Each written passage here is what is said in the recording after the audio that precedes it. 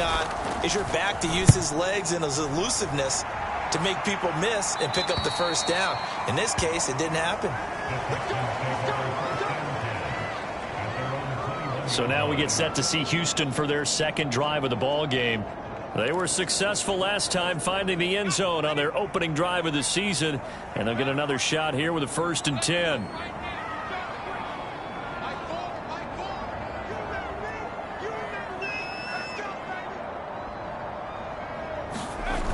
Off the play fake, he'll look to throw. Flush to his right. And he's going to hook up with his big tight end, complete. And he's got it past the 30 before he's hit and dropped. A gain of 11 to kick off the drive, and it's a quick first down.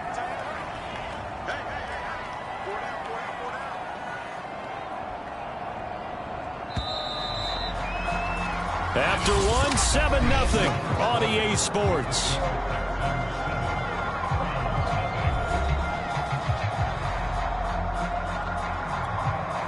Line of scrimmage, the 31 now on 1st and 10.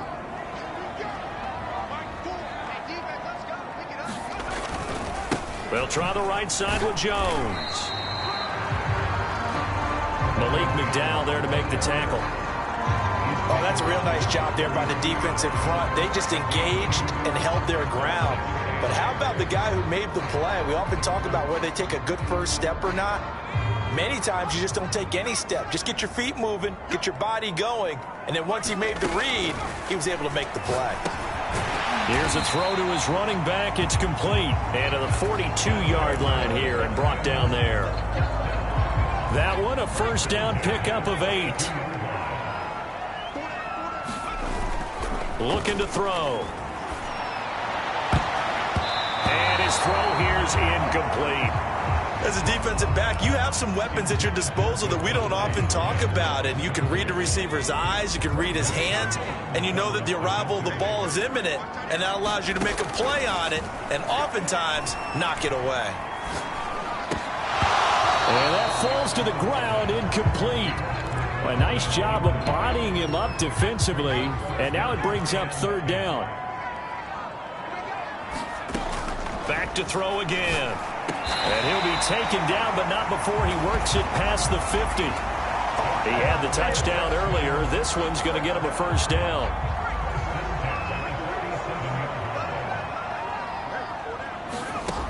Again, he'll drop to throw.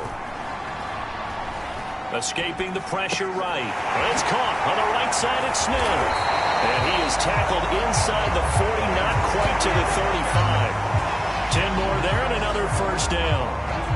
We talk about mobility on quarterbacks all the time. Here's where it really pays off. Able to move, evade, and is accurate throwing on the run and picking up a first down. He's going to fire one deep over the middle. A leap, and he's got it. He got it. 25 yards that time. And a good quarterback facing zone coverage. If he has just a little bit of time to survey the scene, that's what's going to happen. No doubt about it. If there's no pressure, he's going to continue to pick them apart because he'll have all that time to find someone open downfield. He can only cover for so long. So maybe they want to go to a zone blitz scheme, get a little bit more pressure. Remember when Carolina did that against Denver? They lost the game ultimately. They dropped the defensive end out, and he ended up with an interception in that game. And he fights his way into the end zone for a Texans touchdown. Ronald Jones punching it in from a yard away. And the Texans push further out in front. Extra point by Koo, up and good. And it's now 14-0. So that drive consumes 9 plays all told. And it's Ronald Jones that polishes it off with a touchdown run. Following the touchdown, here's Koo to kick off. This one taken just inside the 10. Oh, a good-looking return set up here. A solid return, pretty good field position. They'll start at the 32. The Browns drive about to get started. They were forced to punt on their initial drive of the new season. Now they're ready to go as they begin again with a 1st and 10. And they're going to stop him right at the line of scrimmage. Just no cutback lane to be found whatsoever. 2nd and 10. I know the scouting report on him is that he doesn't possess the eye discipline to be an elite linebacker. What that means is his ability to read, react, and make a play. But on that one, he looked like one of those guys. And we see another pitch and catch there to the running back. This position just continues to evolve. They've become just as critical to the passing attack as a lot of receivers.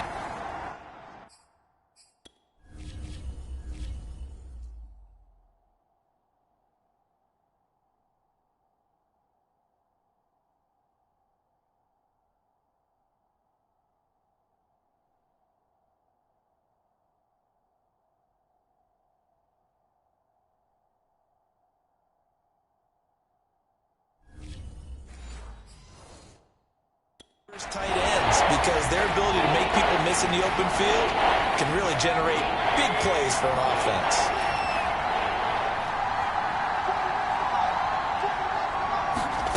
Third and short yardage. Mayfield.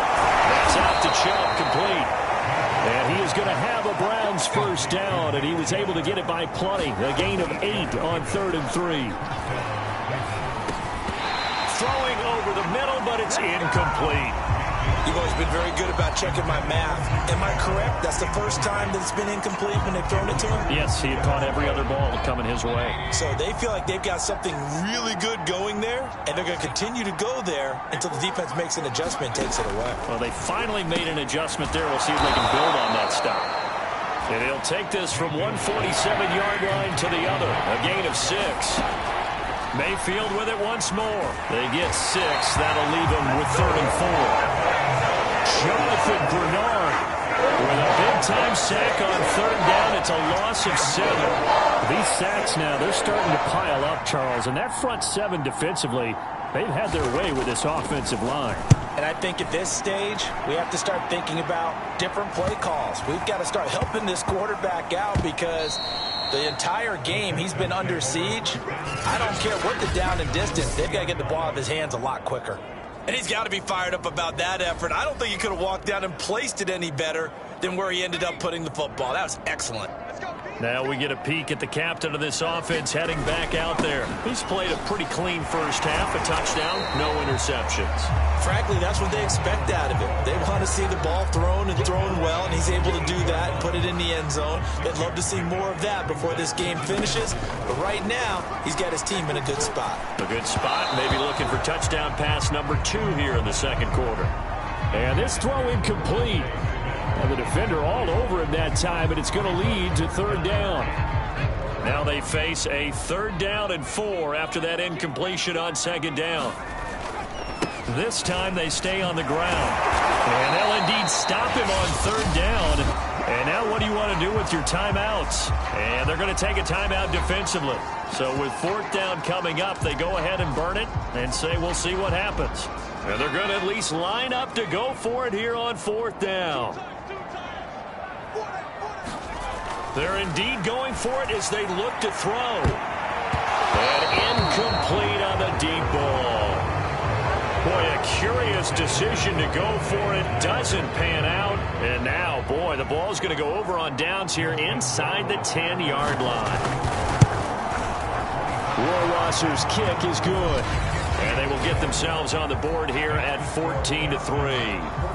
So they do get 3 points, but that's now 3 drives with only the 3 points, not a ratio that's going to win you many ball games. Not at all, Brandon. And think about it this way. We all know payoff is the key, right? And wouldn't we love to have the concession on every T-shirt that's been printed in football that says finish on it? Because that's the mantra everywhere. Got to be able to finish drives, put points on the board. Houston's offense already at the line, set to get going. Steps away to his left. Now he'll let it go on the run. Deep left side. And it's incomplete. Took a shot, couldn't connect.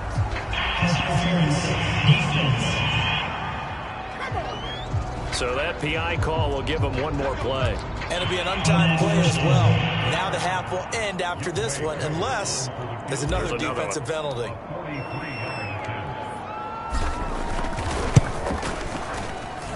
And this one is right through. And that will do it for this first half. So we have reached halftime here in the Thursday night opener. As we'll get you over to Orlando, where standing by is Jonathan Coachman. He has our EA Sports halftime report. All right, Brandon, good to get another season underway. We'll get back to you guys for the second half of the season opener. But first, let's take a look at what's still to come here in the opening weekend of the NFL. There you have it. Halftime quickly over. Third quarter, here we go.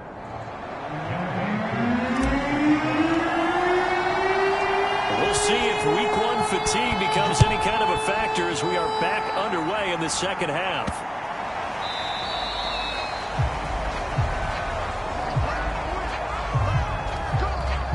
There's Baker Mayfield as he and the Browns offense comes back out. And maybe he's starting to wave the white flag a little bit. He's playing pretty well, but the pressure, it's got to him. Has to find a way to step around it, step through it, or just handle it. Because, as you mentioned, he's having a pretty good day overall.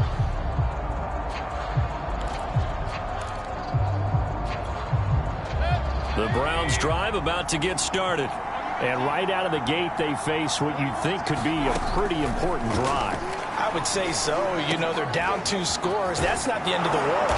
It wasn't the strongest of first halves, but for them to start clawing back, they've got to start putting a little pressure on that defense, start cutting into this deficit. You can't have 3 and outs and expect to get that done. A big hitter to start the drive has him up near midfield here for 1st and 10. Throwing, Mayfield. And it's hauled in by Austin Hooper. And taking it across midfield and just shy of the 40. The Browns passing game finding its stride. They've got another first down.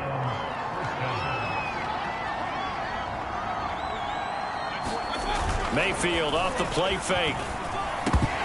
Looking middle, and it's incomplete.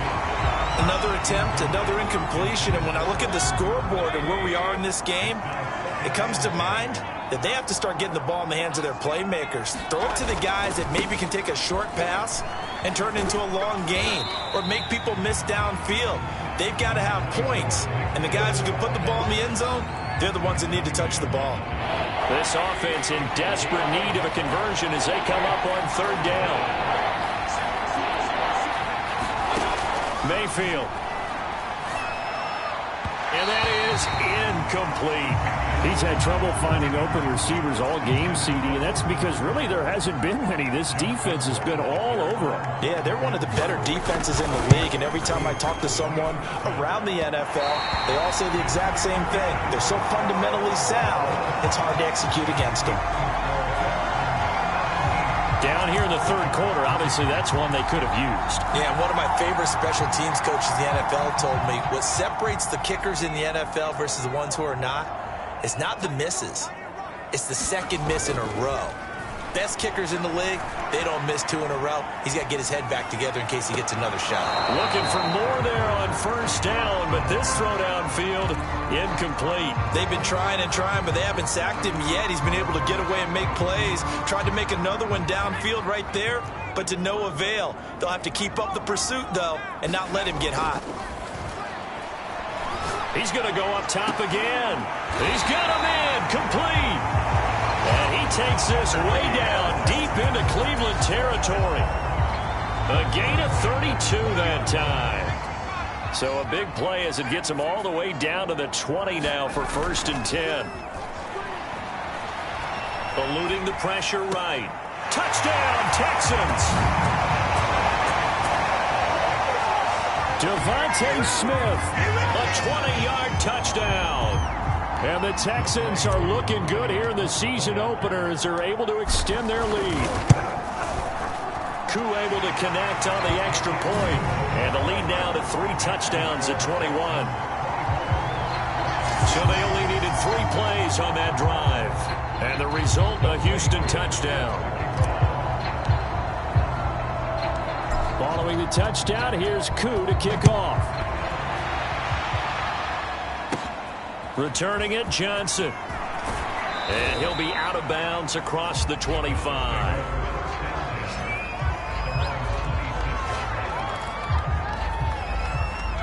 The Browns drive about to get started. They're down 3 touchdowns to this point, needing to put something together as they have it 1st and 10. The first play of the drive there is incomplete. Let's face it, if you want to get back into the game, these are the kind of throws you got to hit. He's wide open right there. Got to be able to get it to him, don't you think? And those are the throws that haven't been available to them every time he's dropped a pass. Yeah, that's a big miss. This ball tipped, and it's going to be incomplete.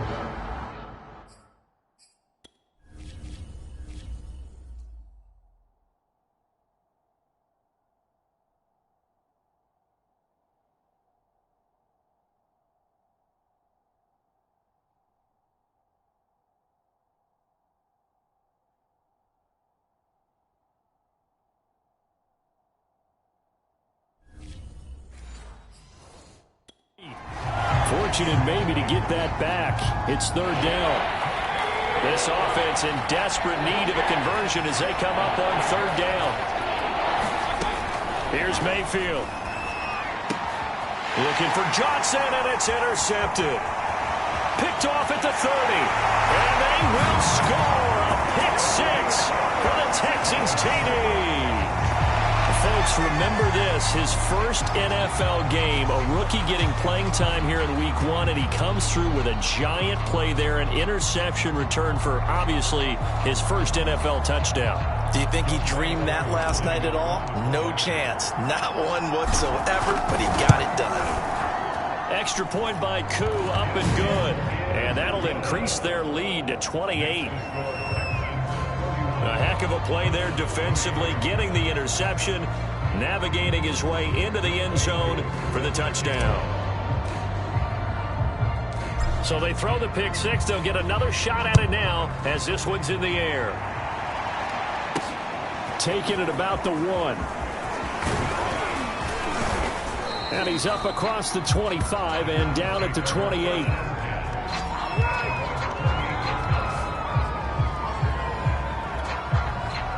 The Browns drive about to get started. And fresh off the pick six, they've got to forget about that quickly. In this case now, the guy throwing the ball, he's got to be like what we talk about with defensive backs who get beat for a long touchdown. Short-term memory, right back out there doing the things that he does best, and knowing that taking care of the ball is paramount. Here's his opportunity. All comes back to those defensive backs for the former DB, right? I don't know where that comes from. It just kind of emerges out of me for some reason. It's deep in there, right? 5 yards on first down, but now just a 1-yard pickup there on second.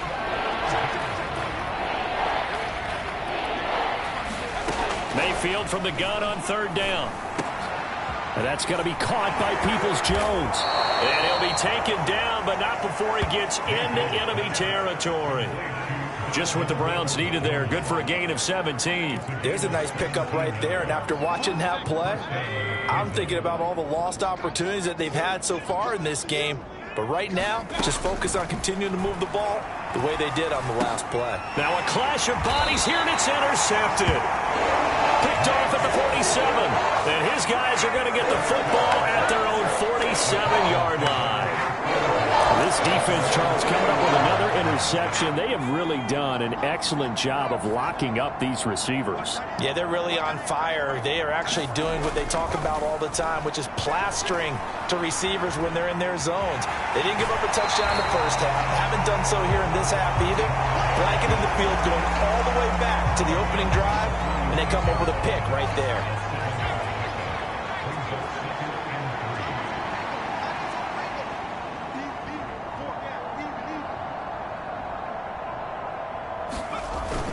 On second down, it's Jones. And he'll get it inside the 40 to the 39.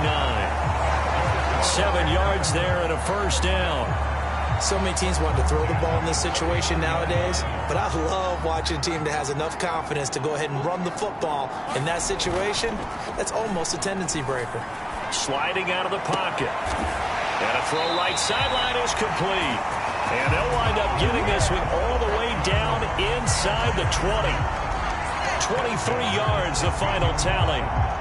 Well, I certainly don't want to pile on, but this defense has just not been up to the challenge in this game, and this continues as we see here. Coverage, not been very good. Soft in spots. There's an easy throw and catch for another first down. 1 quarter remains here in this Thursday night matchup. You are watching the NFL on EA Sports.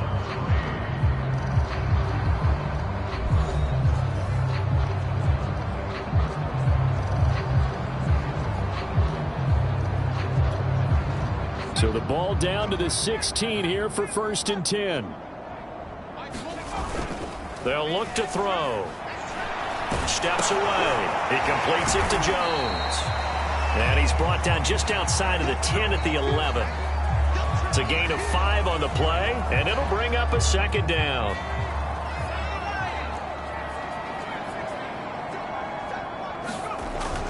He'll drop to throw. And this will be well too low for him to bring in. It's incomplete. It certainly didn't appear that that's where he wanted to go with the ball initially, so he tried to get something out of it by dumping it off to his running back unsuccessfully. And he'll be taken down, but he does have 1st down yardage. Give him 10 yards on that one, and that'll earn him a fresh set of downs. Brandon, when a defense just simply can't get off the field on 3rd down, and we all know how important that down is for both sides of the ball, you often feel like you're just a step behind whatever they're doing off. And he'll take this one in for a Texans touchdown. Patrick Ricard. Excellent work there to get in on the touchdown run. And the Texans are closing in on a winning start to the year as they extend their 4th quarter lead.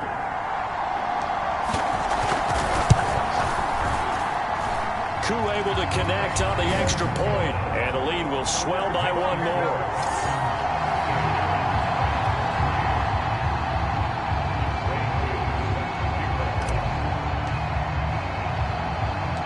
Following the touchdown, here's Koo to kick off. This is taken just shy of the 10. And he'll be out of bounds across the 25.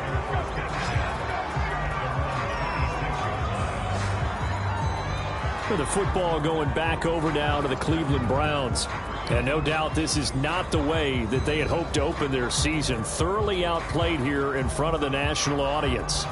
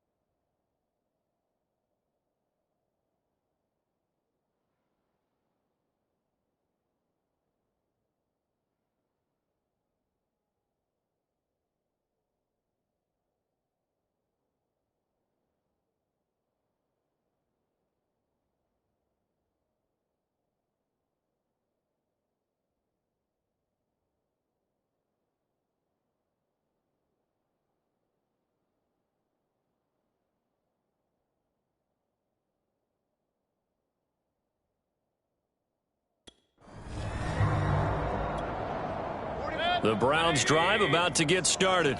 And they knew coming in that this would be a tough place to go in and win a season opener. But this has just been a performance, to be frank, not to be proud of here as they trail big in this 4th quarter. And they'll get him down after a pickup of 8, 2nd and 2. Only needing 2 yards on 2nd down.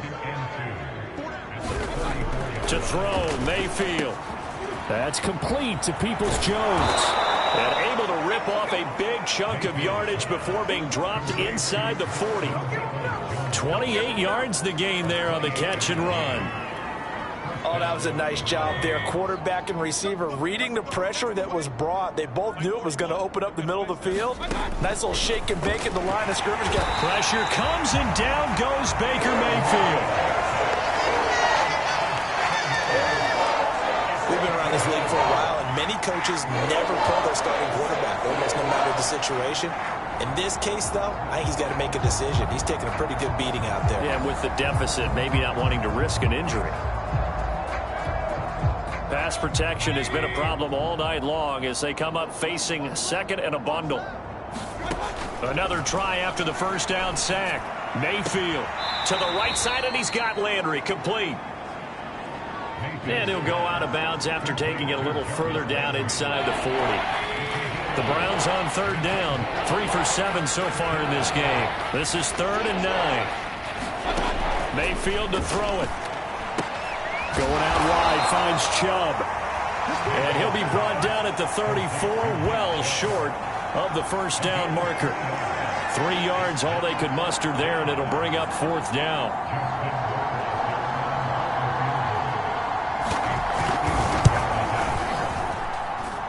And this is good. He got just enough to clear the crossbar as he drops it in from long distance. And they'll get back 3, but this remains a large deficit. Well, in the grand scheme of things, those 3 points likely not going to matter much, but I guess they get a little closer, a little more respectability. Yeah, you're exactly right. They've been outplayed all game long, but like my mom used to tell me all the time before I went out, dress up a little bit, son. Make yourself respectable. And that's what they're doing here. They're just dressing up the final score. Houston set to take over. And this is really the start to the season that you're hoping for if you're a coach or a player. They've got the big lead here in the 4th quarter, and now can really take some time off the clock. I'm not sure he saw the linebacker there as that's batted down and incomplete. They're still throwing the football here. Now, obviously, the incompletion stops the clock. That's a bad thing. Feels to me like they're just keeping them honest on defense because you know they're going to stack the line of scrimmage and try and stop any type of a running play. Short little passes may work in exchange of running plays. Keep the clock moving, keep them moving. I guess you're right. If they can get some first downs, just as good as running the football. Not totally home free yet, but it's looking good as they come up 1st and 10. Now they'll toss to Jones running left. And he'll get this forward only for about a yard as that's going to take us to the 2-minute warning. Credit him with a 1-yard gain there to make it 2nd and 9. So it's Texans football as we welcome you back. They've got a 2nd down now as they look to salt this one away.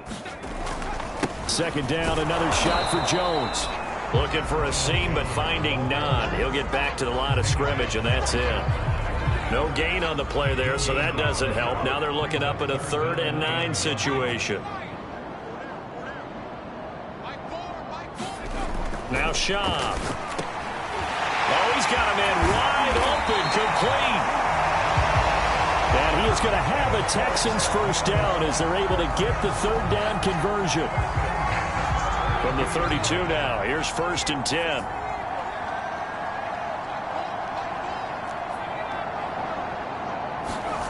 That one looks like he'll throw here. And he gets it all the way down inside the 10 and mark him at the 5. A very solid gain of 27. Well, partner, nothing but praise from me for this offense. They have been tremendous all night long. They knew what they had to do to unlock the defense. And let's face it, this has been a master class in offensive football that we've been here to witness. And give him another 6. It's caught for a touchdown, and the blowout continues. Good throw there, and I don't want to blow it too out of proportion, but he looks a lot more comfortable in his 2nd season. You can tell he put the work in the offseason, and what I mean by that is understanding the playbook. Not just the plays and how to execute them, but how to do it against a variety of defenses. Also understands his team better, what they can and cannot do. You can see the confidence rising in him as he plays. Following the touchdown, here's Koo to kick off.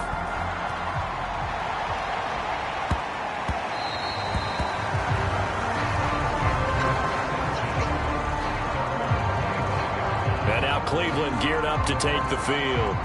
Let's just be frank. They're playing for pride at this point. That's all that's left because victory, not a chance now. And I can't wait to see how they actually go about doing it because there are a lot of people watching the body language of the guys on the field now. And if they call plays they want executed, they need to do that and do it really well. Otherwise, there could be repercussions. Pressure comes and down goes Baker Mayfield. Well, there's no doubt in my mind that he dreamed of this. How about this for your debut? 2nd sack in the opener. Yeah, it's great to get 1. That's memorable. 2? Hello. Now, he dreamed about it. He thought about it. Did he ever expect it to happen? Probably not. Under pressure, and they got to him again.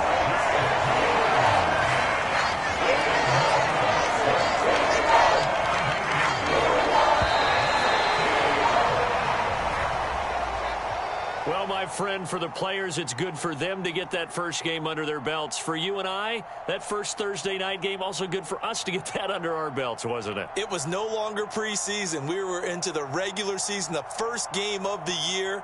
And, you know, all eyes were watching this when everyone was excited that football was back. And it's just special. You could just feel it. It's so good to have the pigskin back out there. It'll be crisp fall weather before we know it. You got that right, but I love the build-up to it, right? All day long anticipating it, and then we got here and we saw a game, the first game of the year. Let's keep going. So for Houston, they begin the new campaign with a victory here in front of the home crowd in the Thursday opener. And they'll get a few days to savor this one before they take on the Jacksonville Jaguars. Meanwhile, for Cleveland,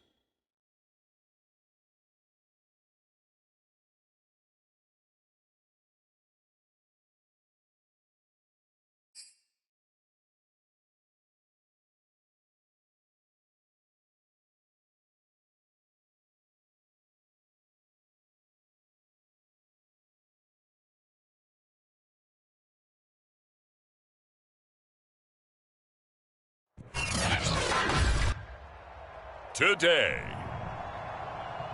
from TIAA Bank Field in Jacksonville, Florida, it's Week 2 of the NFL on EA Sports. Two teams here, each off to 1-0 starts as this one is underway on EA Sports. On the return, Deontay Harris. And he'll take it up past the 25 to the 26-yard line. So here's the first drive now for the Jags. They're led by the #1 overall pick in the 2021 draft, Trevor Lawrence. And I liked what his head coach told us about him this week, that no matter what happens, whether he throws 7 interceptions or 7 touchdown passes, He's the same assertive leader in the huddle on each and every play. He can throw the 7 interceptions, just blame the football, blame anything else, and still carry himself like he is the man. It's like you, assertive in our production meetings. Well, especially when we're talking about ordering dinner, ordering some snacks. I was just going to say. That's where I go. Pretty good as he found himself in the end zone on 2 separate occasions. And those are the most important numbers because no matter what you pile up prior to the goal line, getting in is all that matters. Putting those numbers up on the board, and they love them when they're 6s. Lawrence's throw taken in by Chark. And they get him down, but not before he takes it across the 40-yard line. And they'll throw on first down with Lawrence. And the pressure gets to Lawrence, and he'll go down. Well, last game he had 2 sacks. Got another one here, picked up right where he left off. Brandon, he spent the entire offseason working on new moves, new techniques, trying to add to his arsenal of pass rush moves. Certainly paying dividends in what we've seen so far.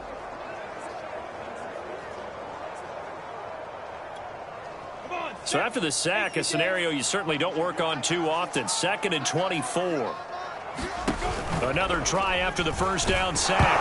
Lawrence, nowhere to go here. He lost the football. But it looked like a Jaguar was able to cover this thing, and so Jacksonville will keep control. Points 1, 2, and 3 in their defensive game plan was to get to the quarterback and knock the ball free. They did it there. Luckily, offense hangs on to it. Yeah, that's got to serve as a wake-up call, though, because they can't afford to let the ball go over to the defense and miss opportunities. And I'm not saying it happened here, but you know what a good rule of thumb is when a play... Under pressure, they got him again. Jonathan Grenard. That's now back-to-back sacks, and it brings up 4th down. It always helps for a visiting team to come in and set the tone on defense. In fact, when we talked with them prior to the game, they said they wanted this home crowd to feel like they had to hide their valuables when they were in town. Well, the home crowd quiet now early. See if their offense can take over and get some points on the board. On 4th down, J.K. Scott ready to punt it away. He was called on 3 times in the win last week as his first one here's away. 43 yards on the punt, return of 4, and the Texans will take over with a 1st and 10.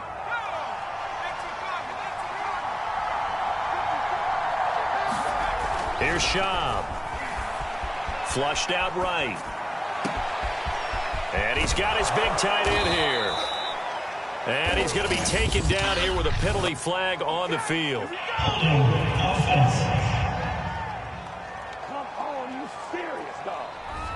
Now that's one they hate. The ball's got to come all the way back. So that's an explosive play, a really explosive play that gets wiped out, and they have to start over after the penalty.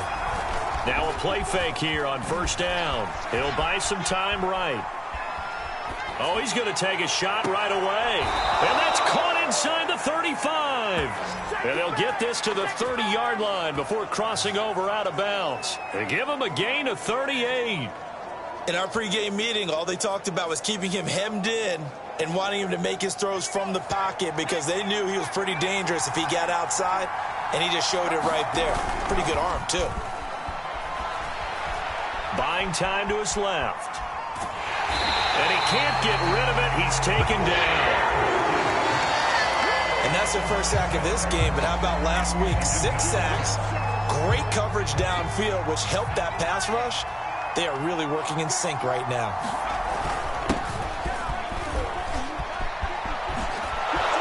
And they'll get this one to about the 20-yard line. 16 yards on that one, and also a Texan first down. Well, there's plenty of real estate for him to maneuver on that run, and let's face it, it shouldn't be a surprise. He's one of the better backs in the league. Had to come into this game with the idea, slow him down, otherwise it's going to be a long afternoon. Touchdown! That's caught. A great play there. His first touchdown of the new season, and the Texans have taken the early lead. Now the extra point.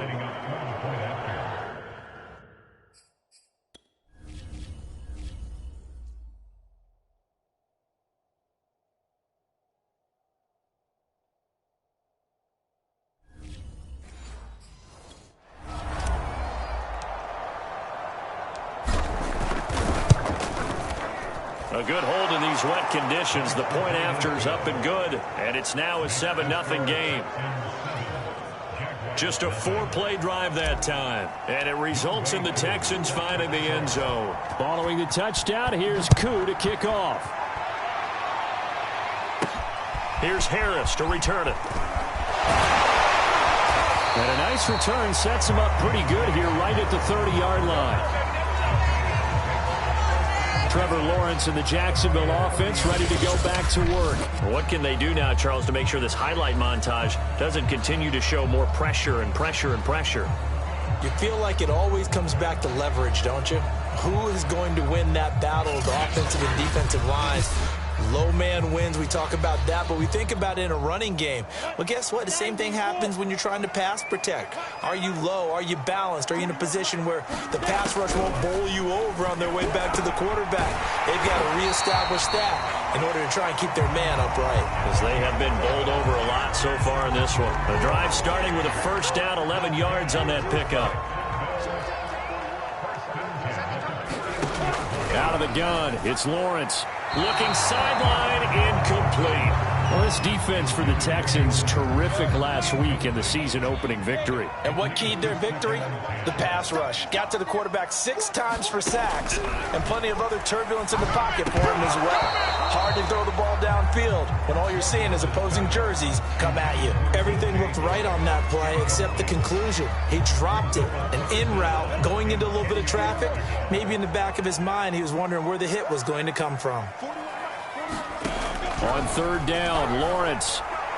And that will be incomplete as well. I think the punter might start to get into a pretty good rhythm here if he keeps getting opportunities. But that's the last thing his team wants to have happen, right? The last thing you want to see is your punter feeling pretty good because he's out there all the time. Yeah, first quarter only, but they're 0 for 2 on third down conversions to start this thing. And he couldn't get it to check up. That kicks all the way into the end zone for a touchback. So now we get set to see Houston for their second drive of the ball game. Early on, you know, Charles, every game could be called a measuring stick game. But I think when it comes within your division like this, it's a measuring stick game with a little extra intrigue. I would agree with that totally because all division games have a little extra to them. But I like where this game is situated because at this stage of the season, it has that little extra juice. But at the same time, it's not a make or break if this were, let's say, week 15, 16, somewhere in that neighborhood. Rolling to his right. He finds Smith out of the backfield. And he's brought down.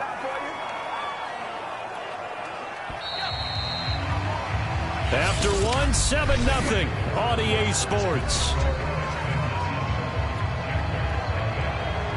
Back-to-back good plays have him on the move on first down. Here's a play fake as they set up to throw. This is Smith with a grab. And he gets it all the way down inside the 10 and mark him at the 5. That one good for 37 yards. So 3 plays already first and goal, and they are wasting little time. Now Jones. And he gets into the end zone. Touchdown, Houston. Ronald Jones, his second touchdown on the season. And the Texans will add on to their lead. So it was the passing game that got him down here, but closer to the goal line, it's the running game that gets him home. Certainly appears that they lulled the defense into thinking that the passing game was going to be it the entire drive. Nice change up there going to the running game to get them over the goal line. Koo now for the point after.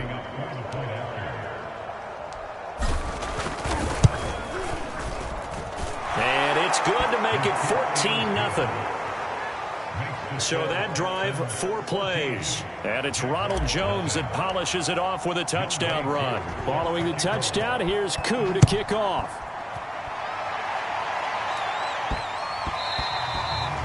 And they'll let that one go as it skips through the back of the end zone for a touchback.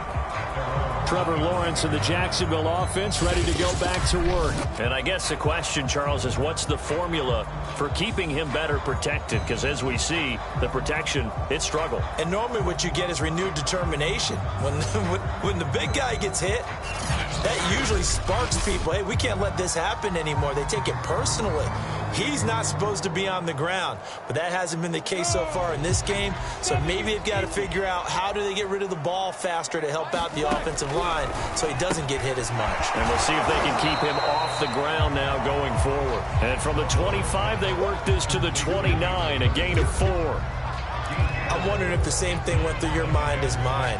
When I see a big man like that make a catch, all I keep thinking to myself is, big man with football. Look out, everyone. He may not juke you a whole lot, right? He may not run past you because of his size. You're talking about a guy weighing in the 270 range. But, boy, once he gets his mitts on the ball, he's going to be tough to bring down. That one good for a gain of 13 for Jacksonville and a first down. I'm okay with the call there. In fact, I actually like it. I know they're down a couple of scores, but the running game worked in that situation. I would continue to go in that direction.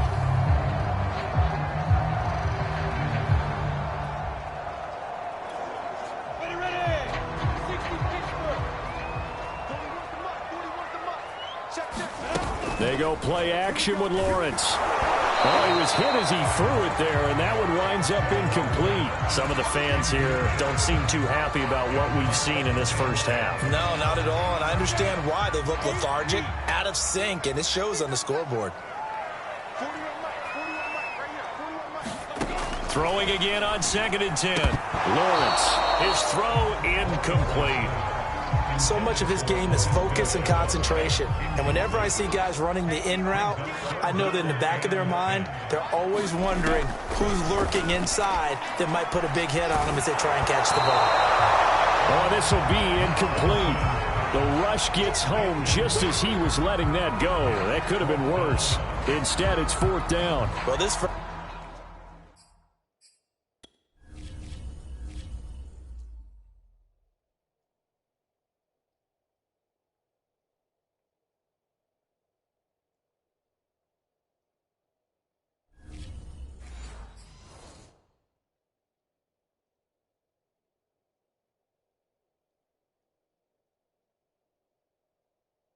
First half has not gone according to plan so far, offensively or even defensively for that matter. They could use a big-time spark somewhere, but it's not going to come on this drive as they have to punt this one away.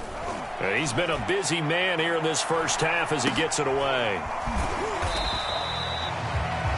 They'll score that a 36-yard punt. So here are the Texans to take over. They played the Browns last week, got the victory in that game, and so far so good as they've got the lead here. They go play action here on first down. They'll roll him out right. Looking here for Smith downfield. Oh, a contested ball here, and it's going to be caught. We see this happen so often. If you're a defender, it's like watching a bad movie over and over. The pressure is good, forcing the quarterback out of the pocket. But it's a lot to ask for these defenders to stay plastered to receivers long enough. And sure enough, they let a man come open, and the connection leads to a big play. And it's complete right back in the hands of Smith. And finally, down he goes as they work it inside the 10 to the 7. That'll be marked as a 27-yard pickup. They'll try and run for it on 1st and goal. It's a gain of a yard, and it'll set up 2nd and goal.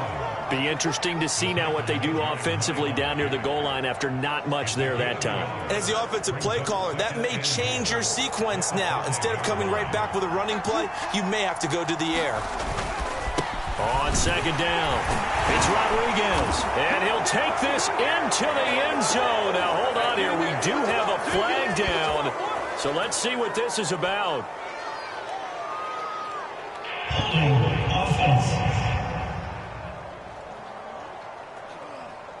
So reverse the celebration. We'll see if they have something else in their bag of tricks. And isn't that always tough to watch when they score and you see the excitement, and then when they realize those points aren't going to count?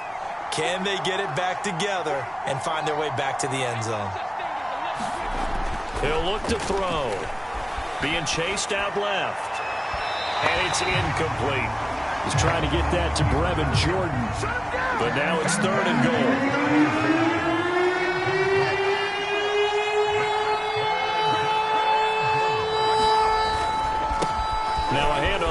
his running back. And now they're inside the 10 as he's brought down at the 9. It's a decent gain on the ground. Call it 6, but it still leaves him with a ways to go on 4th and goal.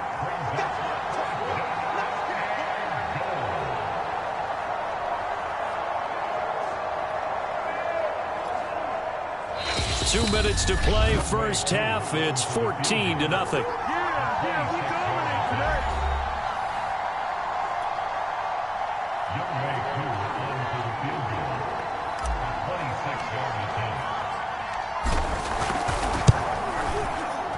And his kick is good. And the lead will grow. It's now 17-0.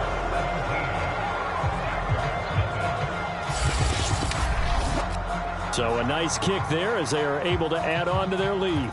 And that's exactly what you're looking to do. Maneuver yourself into range. That way, if your drive stalls out, you're able to get something out of it. And they do so right there. Aku just hit the field goal. Now he kicks off. He was solid on the field goal, but not as solid on the kickoff there. And that'll put him at the 40-yard line to start this drive. And that drives coaches insane, doesn't it? When they see that happen, it just doesn't feel right, does it? Plus, you're giving up yardage.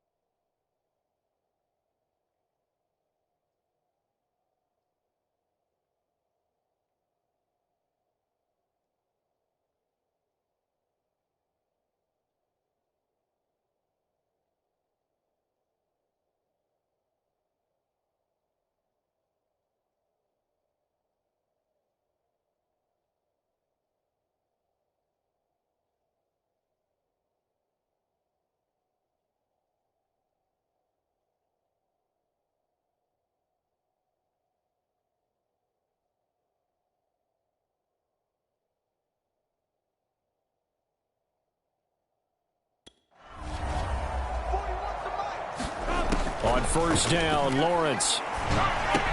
And a dump off here to Robinson. And he'll be taken down, but not before he works it past the 50. Now you've got to hustle your guys to the line and get them set. On 1st and 10, it's Lawrence. And the timing a bit off that time as that one falls to the ground. And he was looking for James Robinson out of the backfield. And it's 2nd down.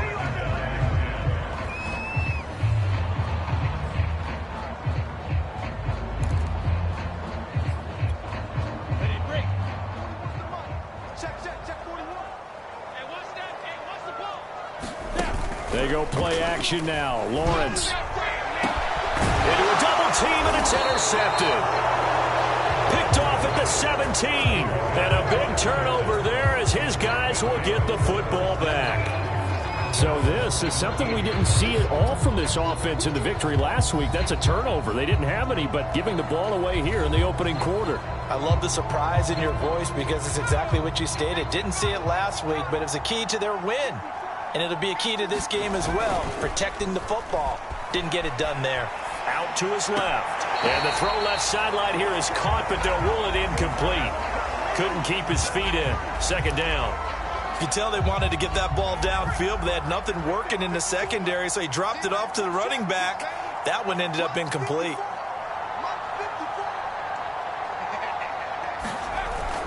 On 2nd down now. It's Jones. And he's able to break out of one tackle, but then quickly brought down. The Jaguars going to go ahead and use their first timeout as they'll head to the sideline and talk over what to do next. And the Jags with 5 in the secondary now on 3rd down. The play action fake. They'll look to throw. Flush to his right. He's got a man. It's his tight end. That's complete. And they'll get it all the way up about 5 yards shy of midfield.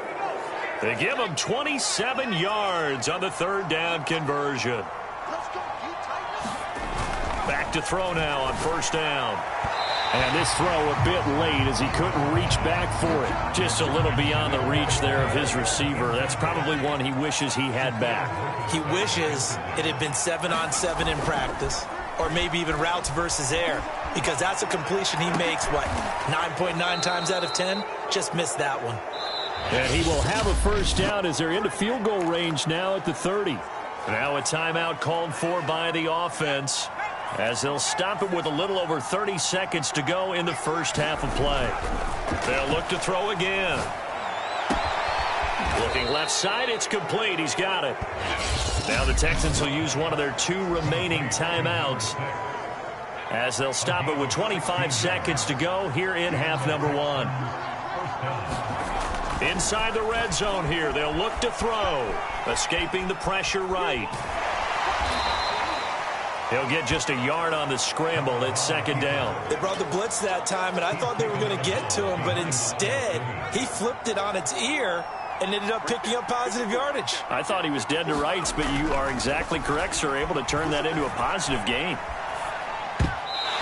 Toward the end zone, but that's going to wind up incomplete. Quarterbacks work all the time on manipulating a defense with their eyes and their head movement. In this case, he just stared the receiver down. That allowed for excellent coverage, able to knock that one away.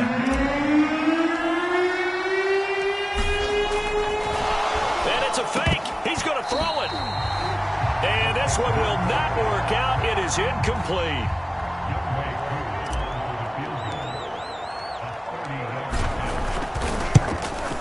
And his kick is right there. It's good. And the lead now increases to 20-0. No problems in the field goal department so far. He's 2 for 2. Pretty reliable here in this game, isn't he? And to me, that bodes well for them. If they need him late in the game, his confidence should be sky high. From the 10. And they will wrangle him down a couple yards shy of the 30.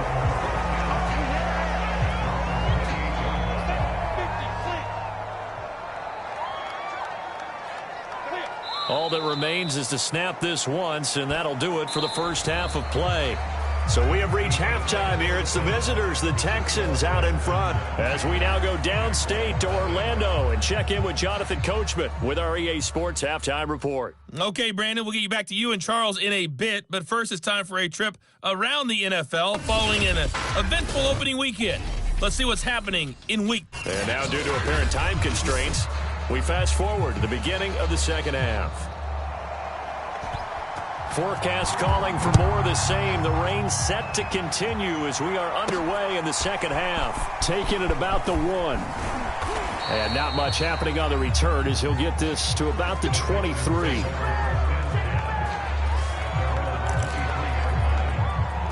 And the Texans getting ready to go here to begin the third quarter. And Charles, they've got the lead. Put your coaching hat on here now. What's the game plan for the second half?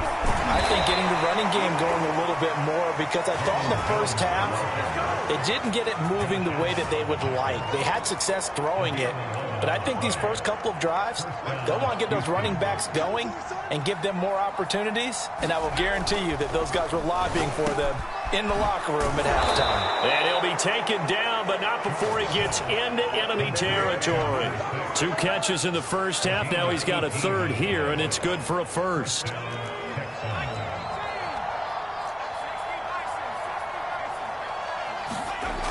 They're going to look to throw. Eluding the pressure right. On the run, he'll let this go deep right side. That's caught inside the 20. And he's brought down, but not before he reaches the 8-yard line. 39 yards there, a big one. The chain gang hustling to catch up. Here's first and goal from just inside the 10. And they try to sweep to Jones. And he is swallowed up right at the line of scrimmage. They'll say no gain on the play, and it'll be second and goal.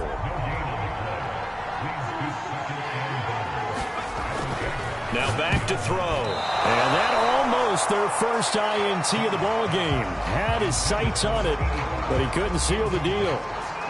I think it's pretty safe to say that when you're up 3 touchdowns, the last thing you want to do is hang one up there and put it in jeopardy and possibly get it intercepted. You got a nice lead. You should be able to protect it. If you get careless with the football, look out. And not even back to the line of scrimmage this time as they're on him quickly once more.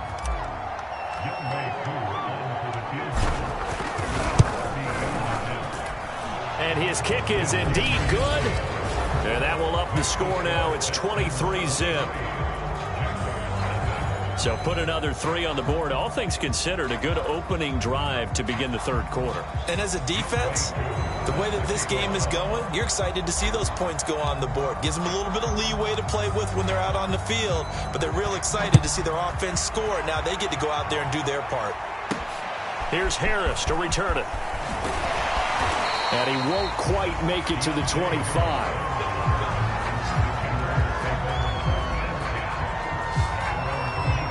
Here comes the Jags offense now. Time for their first possession of half number 2.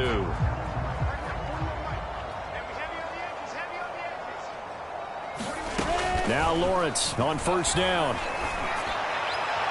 And that one off the mark behind him, incomplete. Throwing the football, he's not as sharp as he was last week when he was over 70%. Right now, he's under 50%. Well, that comes from extra game film, extra time.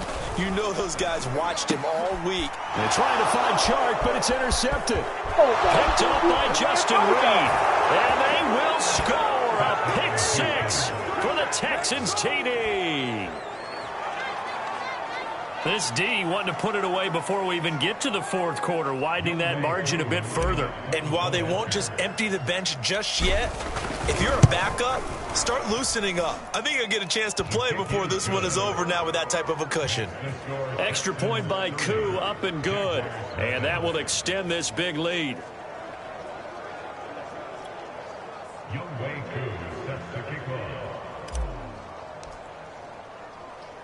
So they'll get another shot on offense following that pick 6. And now the kick is away. Here's Harris to return it. And out a little across the 25 to the 27.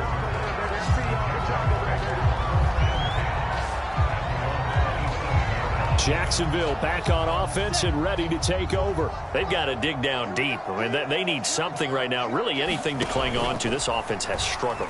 Partner, join me in a walk to their locker room at the half, okay? Because I think what we would have seen is an offensive coordinator and his assistant coaches getting together with all their positions, then coming together as a group, going over adjustments, and then the head coach coming in and just screaming, wake up. Yeah. Let's get moving, guys. I'm kind of glad we weren't in there at halftime, actually. I mean, you think you might have turned it on us, too? Yeah, but right now, whatever was said hasn't been working. Chalk that up as a 4-yard loss, and now it's third down. I think it's pretty evident we can say what a difference a week makes. Last week, he ran pretty much wild, didn't he? Did pretty much what he wanted to do. But this one, they stopped him cold. That, to me, that's good scouting and even better execution. Yeah, and they stopped him behind the line right there. They obviously watched the tape a few times and made some adjustments.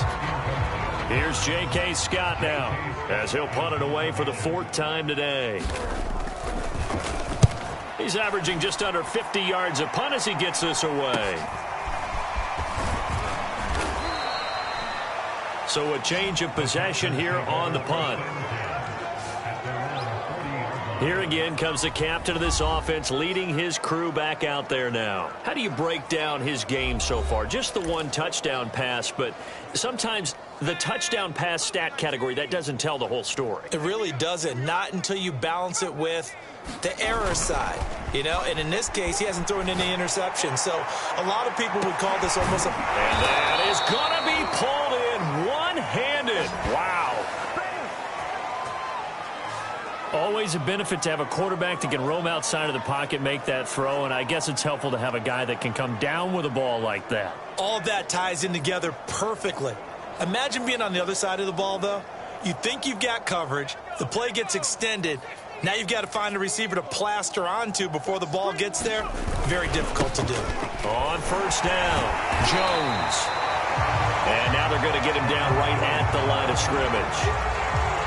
The tackle made by Caleb on Chason. Officially nothing on that last run. They'll try again, 2nd and 10. Rolling to his left. And that is caught, but he will come down out of bounds, says the side judge, incomplete. So now 3rd and 10, a big play to start the drive, but nothing since. They'll drop to throw. And a dangerous throw there as that's knocked down and incomplete. They really had a good drive going there, but a nice recovery by the defense these past few downs, able to knock that one away on 3rd down and bring up what I think for the offense, an unexpected 4th down here. And his kick here is good. And that will just add 3 more to a lead that's already out of hand.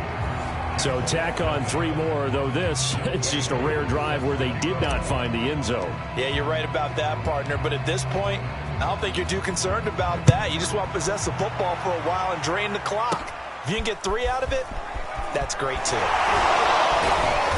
And a nice return sets him up pretty good here right at the 30-yard line.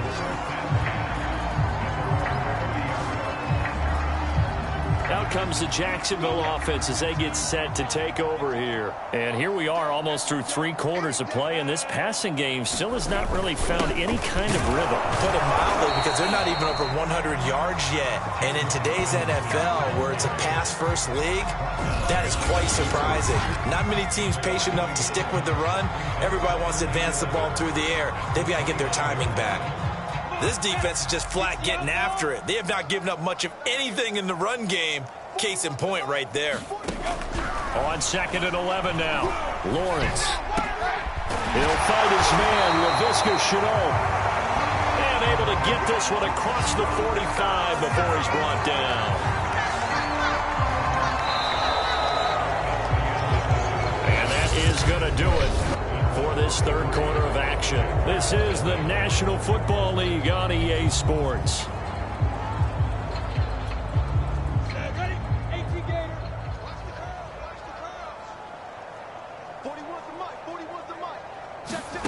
Throwing now, Lawrence on 1st down. Oh, he dropped it. And that's pretty indicative of the way this one's gone.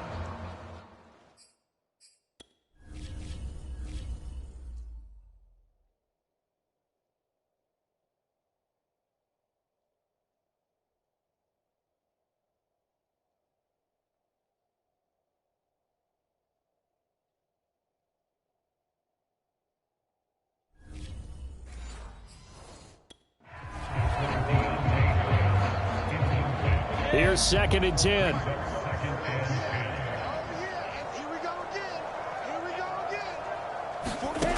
From the gun, it's Lawrence. And he drops it incomplete. And their struggles continue here. I think this one offensively, this is one where you just say, let's move on. Let's not even watch the game tapes from this one. Yeah, you might just want to throw it in the trash, act like it was never there in the first place. Yeah, just say we're good. I actually have heard of a coach in the past who took his team out to the practice field and ceremonially buried the game films from the prior game when they got clobbered. That was his way of putting it behind them.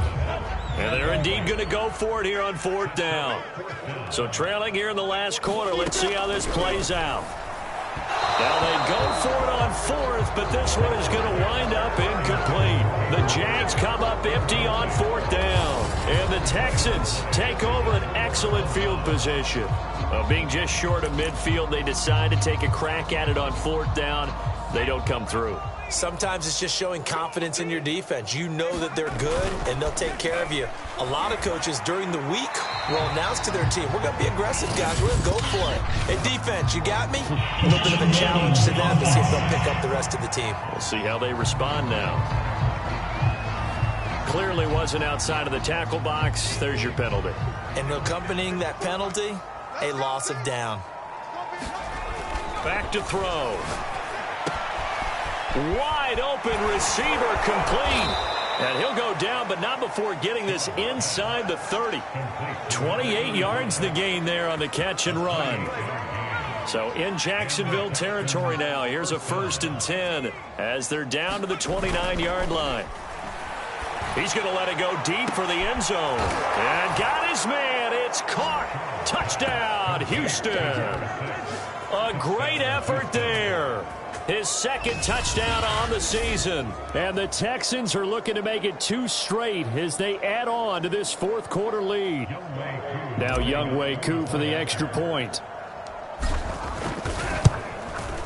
Now, this one was over a while ago as they just add on to their big lead. The long touchdown pass gets them 6 on a very, very tidy 2-play drive that time.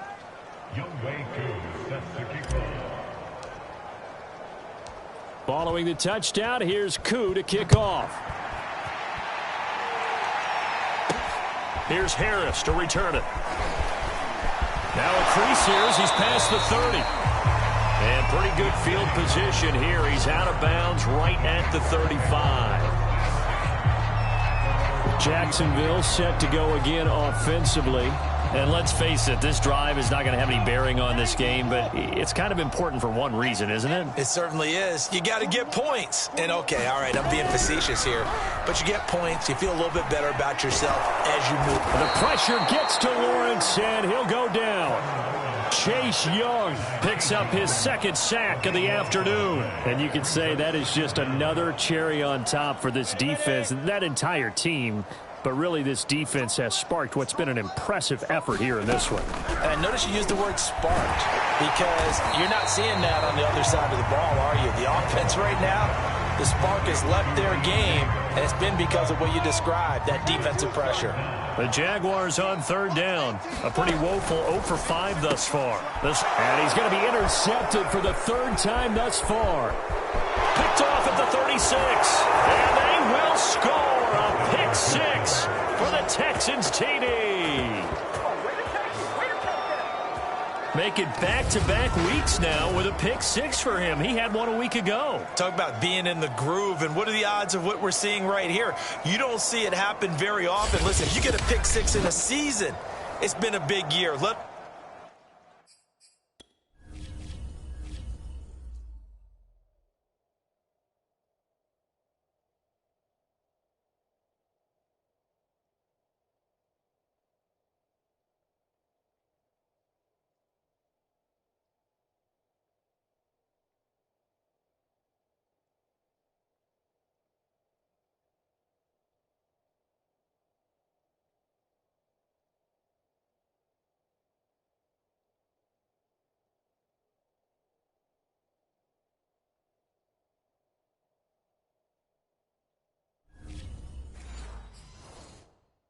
Alone back-to-back weeks. Tell you this, I wouldn't play cards against this guy in the locker room. Koo for the extra point. And he's been a busy man, 5 for 5 now as he knocks another one through to extend the lead. So the defense creating some points, not only getting the interception, but then returning it to the end zone for the pick 6.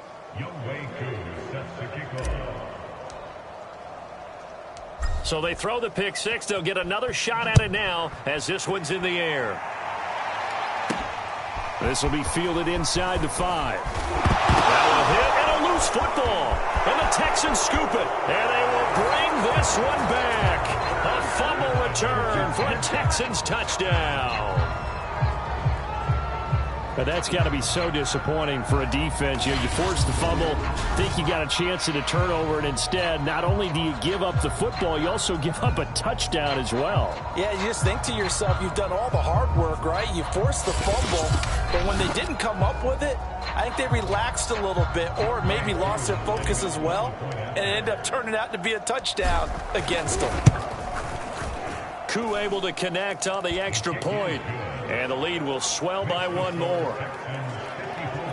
So not only the cough up, but then the pickup on the other side, the scoop, and the score the other way. The fumble return for a touchdown. So here's the kickoff now as they'll get it again following that fumble return for a score. Here's Harris to return it. And able to get this across the 20, but not much further as he's dropped it to 23-yard line. Now comes Jacksonville as they get ready to go. And you can sort of sense their dejection. That last pick 6 put the icing on the cake, so to speak, in what has been a rough go for them. He misses yet again. And the struggles here, they look pretty uncharacteristic for him. You're certainly right about that. Mechanics are the key right now. Feet, arm, not in sync at all. He ends up throwing that one past his receiver that's open. Here's a quick hitch route and the throw complete. That'll leave them with a 3rd and 2 coming up. They got 8 yards there.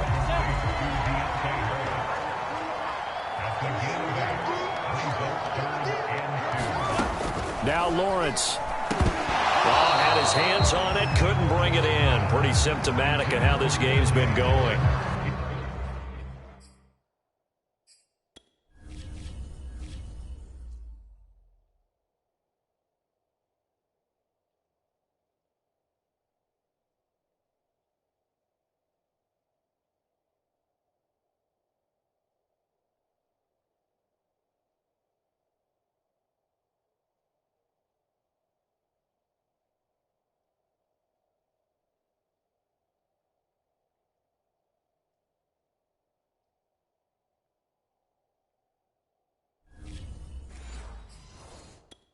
That's an excellent job right there on 3rd down. Like any defense, you never want to let them get anything started, and that would have been a 1st down. Instead, you saw the contact on time, no penalty, and before this drive could get wings, it's 4th down.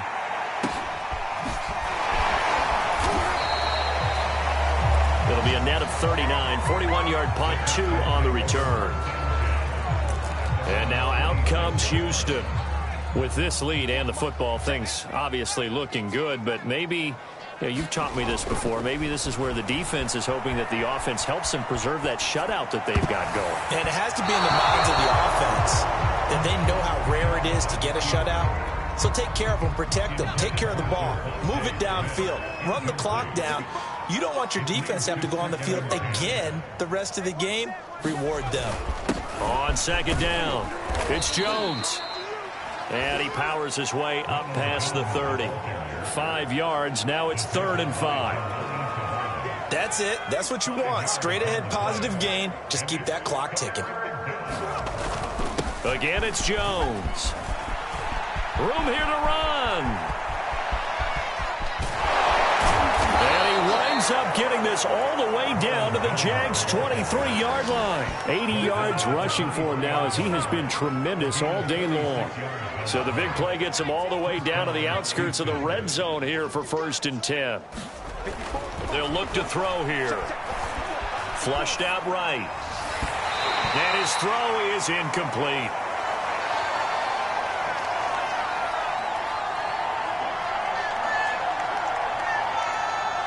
So it's Texans football as we welcome you back. They've got a 2nd down now as they look to salt this one away. So it looks like somebody may have forgotten the snap count, and a 5-yard penalty ensues. Well, this O-line's been great. They've got the big lead, so give them a pass there, I guess. Yeah, I would think so, because if we were grading them on their performance in this game, a lot of pluses in their boxes so far. And this is caught. For the moment, it's a touchdown, but multiple flags down, so let's sort this out.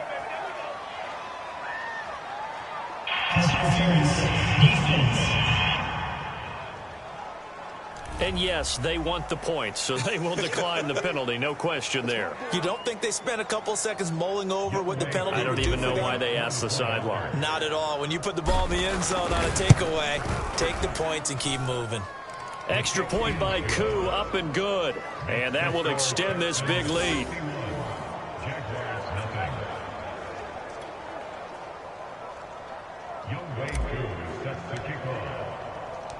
Following the touchdown, here's Koo to kick off.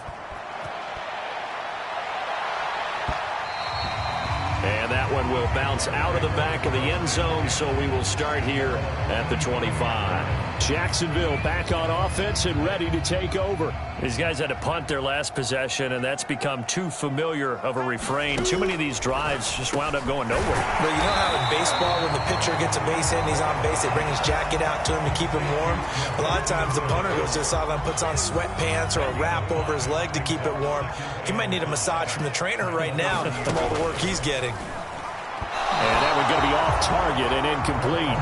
What a difference a week makes. Last week he hit on over 80% of his passes. This week he's down under 50%. What do you see as the difference? Well, I think we're used to seeing a drop. If someone's over 80%, they're not going to hold that number, not in this league.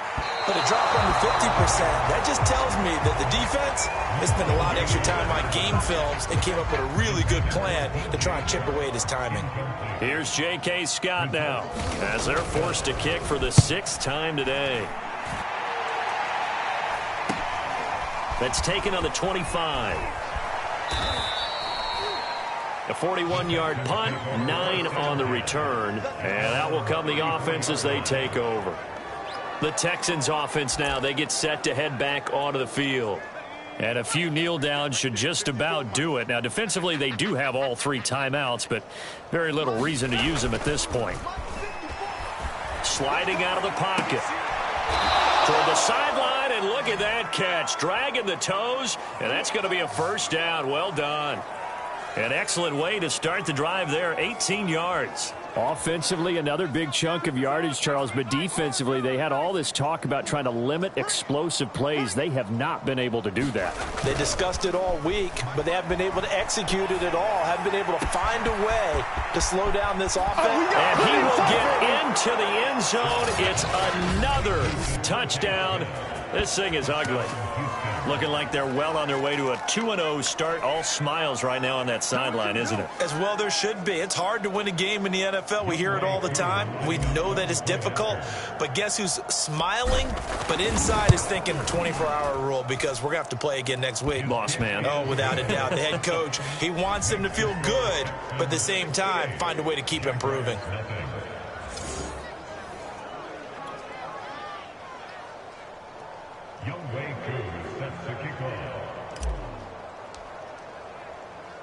Following the touchdown, here's Koo to kick off.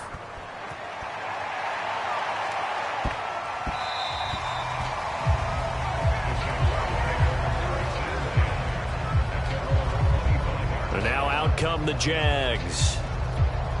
And last drive, 3 and out. Still a goose egg on the scoreboard. How do they break that goose egg?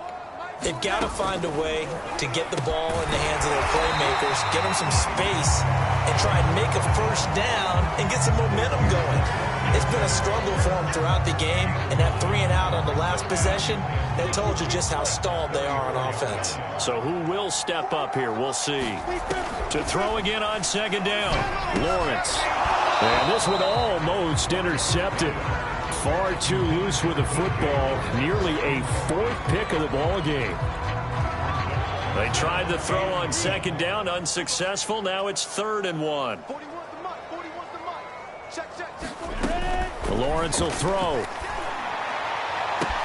And his pass is intercepted for the 4th time today. Picked up by Justin Reed. And the Texans will take over here as if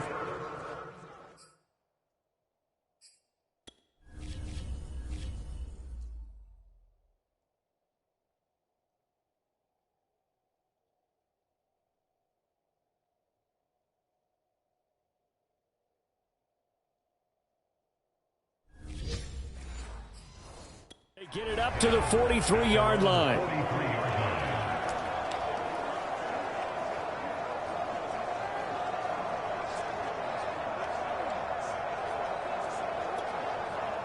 The Texans offense ready to go here for their next drive.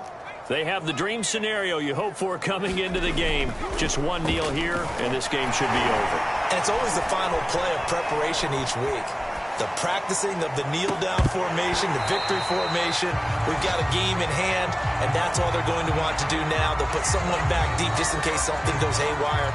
But all in all, take the snap, kneel down, and shake hands. Yes, get out of there.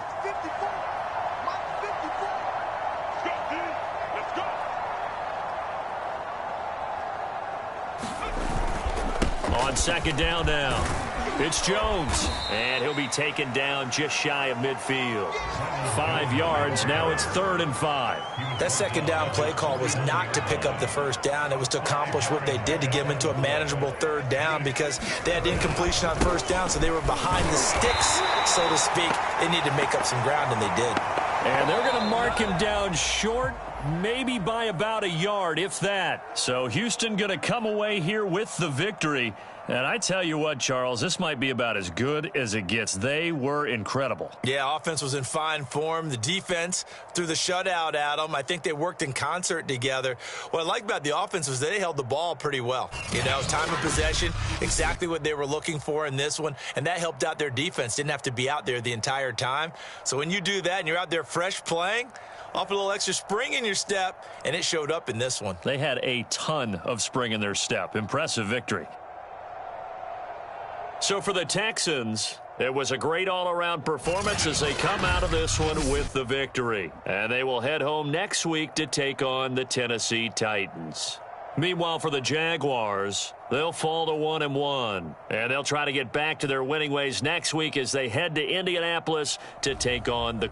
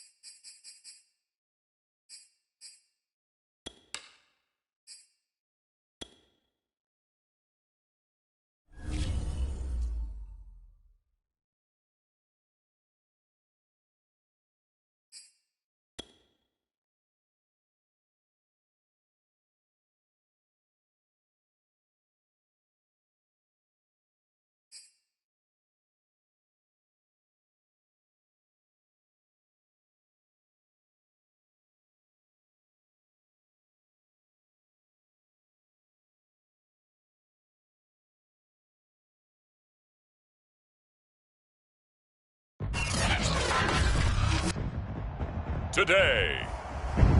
From NRG Stadium in Houston, Texas.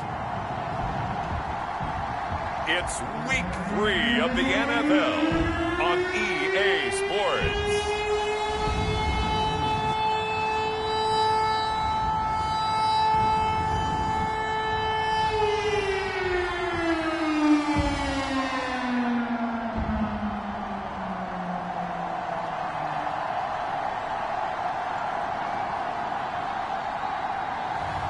It's the Houston Texans taking on the Tennessee Titans. It's the National Football League presented by EA Sports. They do it big here in Houston, and a second ago it was a Texas-sized welcome for their hometown guys. They're fired up and ready to go as they get set to match up with the Tennessee Titans.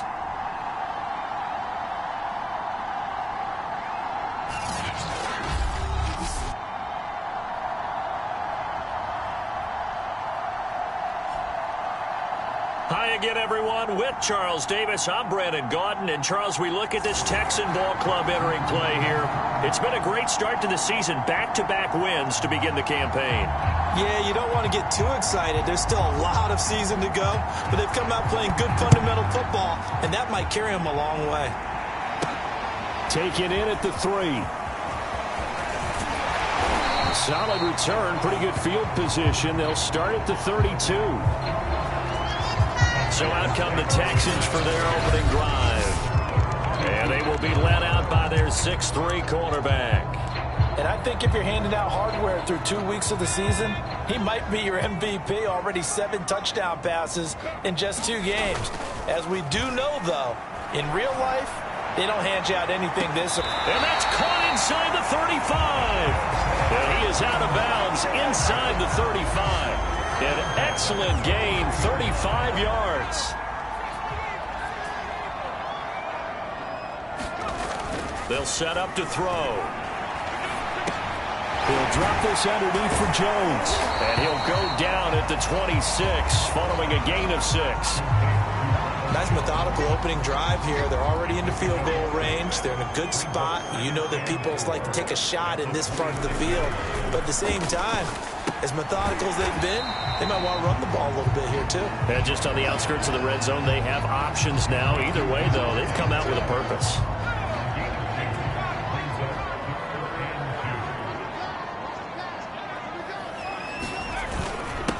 Here's Ronald Jones, first carry for the USC man. And they'll work it inside the 15-yard line before it's all said and done. 10 yards there, good enough for a Texan first down.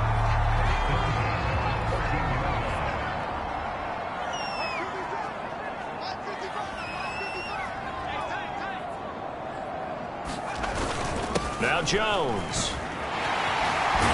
And he can't quite get there. Tackled down at the 1. Another nice gain, 13 yards that time, and another first down. They've taken this opening kickoff and marched it right down the field defensively. Not much resistance. And that's the point, because my admiration is for the guys moving the ball right now. They know what they're doing. Their plan is working. But I flip it over and watch and say, okay, what are you going to do to change things up? Because if you don't, they're going to put that ball in the end zone real soon. A terrific opening drive has them knocking on the door, first and goal. And no signal, but I don't think he got the surge behind center. No, he's going to be kept out of the end zone. Another shot from the 1 on second and goal. And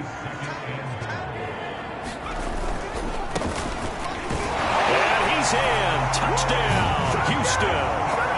A great play there. His first touchdown here of the new campaign. And the Texans have taken the early lead.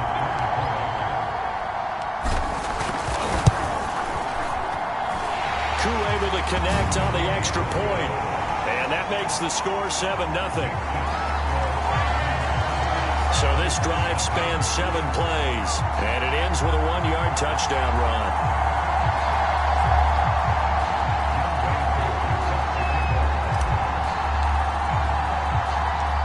Following the touchdown, here's Koo to kick off.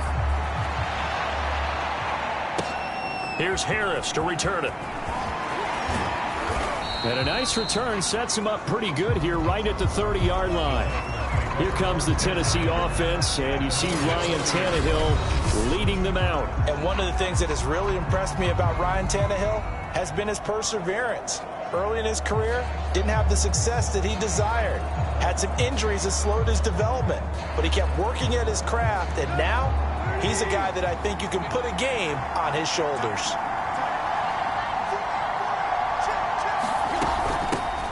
Now a first carry for Derrick Henry. And tough going there as he'll only get it up to about the 31. These are his numbers from last week's contest. A boatload of carries, 119 yards, and the score. Well, this is where it becomes a challenge for the offensive coordinator. And now he lost the football. Tannehill loses it. But it looked like the Titans were able to recover, and indeed they will keep possession of the ball. Much like a running back going through the line, quarterbacks have to be aware of protecting the football as well. He left it exposed that time, wound up having it knocked free, but fortunately, had an alert teammate who was able to get it.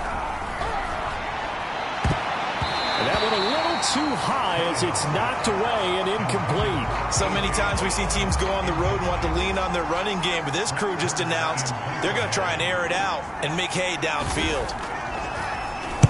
They only punted twice in the win last week as he gets this one away.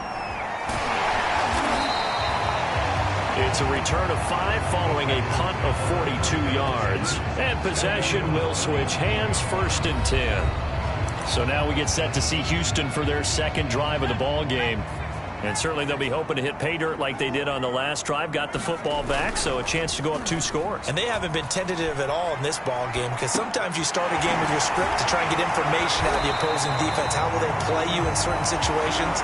Sometimes you script to attack, and that's what I'm seeing so far. A good gain on first has him set up with second and just a couple of inches now from the 29. The give is to Jones. And he'll be brought down at the 48-yard line. The numbers for Jones last week, 11 carries, 89 yards, and a touchdown. They've won 2 straight games, and they've done it with the running game as the focal point of their offense. So in this contest, I don't think about doing anything else. I continue to ride the hot hand that I've established and lead with the runners. Flush to his right. Yeah, he's going to be out of bounds, but not before he takes it inside the 40. A nifty bit of scrambling there. 12 yards, 1st down. That was an excellent job of recognizing the situation. His first read wasn't there. Heck, his second read wasn't there. But he bought himself a little extra time scrambling out of the pocket, got to the sticks, and picked up the 1st down. Firing quickly here, and that's complete. And they'll get 8 out of this before being stopped at the 28. After one, 7-0 on EA Sports.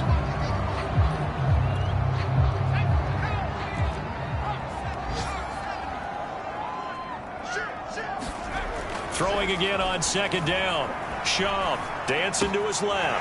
Toward the sideline, and he will have the 1st down as he was able to keep the feet in bounds. Texans passing game in rhythm right now, picking up another 1st. That's a big league job there of getting out of the pocket, not panicking, and just buying himself some time. Then he made a good, accurate throw to set up 1st and goal. Avoids him at the... And he'll take this one in for a Texans touchdown. Ronald Jones, his 3rd touchdown now on the year. And the Texans will extend their lead. So a toss play there does the trick as he's into the end zone. And you don't run this unless you're sure you've got a guy who has the speed who can get to the edge, because what you're hoping for him to win the race to the corner and turn it upfield to the end zone.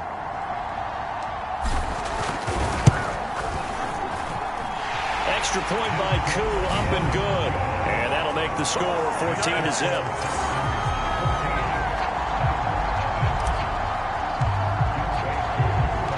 Following the touchdown, here's Koo to kick off.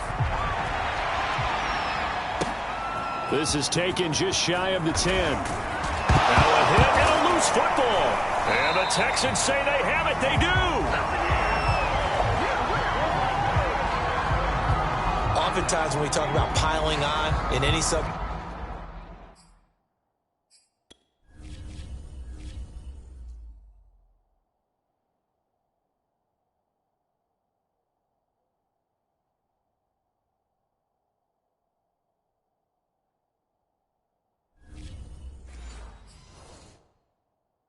It's a negative. In this case, for this team, it's a real positive.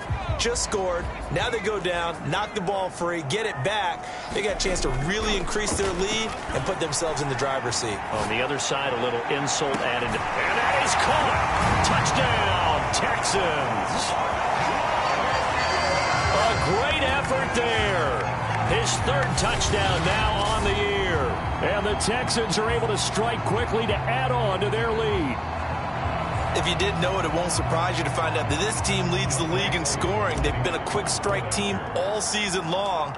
There's another example. They did it again. This offensive coordinator, right now, you can write his ticket towards being a head coach. He's advanced in the ways of offense. Koo able to connect on the extra point, and that makes the score 21-0.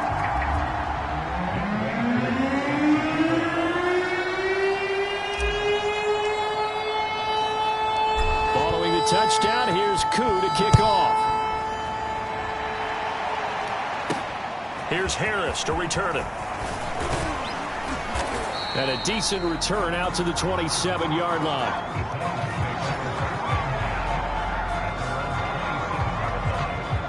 The Titans coming back onto the field for their second drive. And some dangerous territory. You're already down 3 scores. A 3-and-out here, or an inability to put any points up. This one might be over by half. Yeah, and what you also have to guard against is calling every play for a big...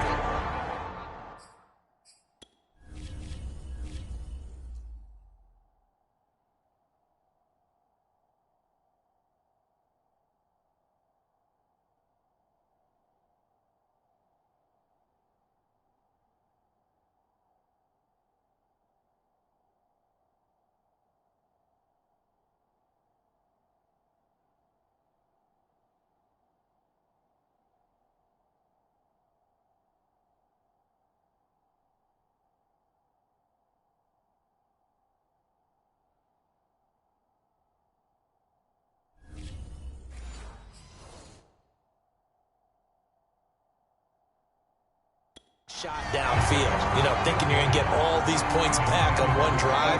You're not. And last time I looked, it's still the first half. I'm not saying you have ultimate patience here, but you also don't have to go ahead and force everything either. On second down, here's Henry. And he'll push his way forward to about the 32. 5 yards. Now it's 3rd and 5.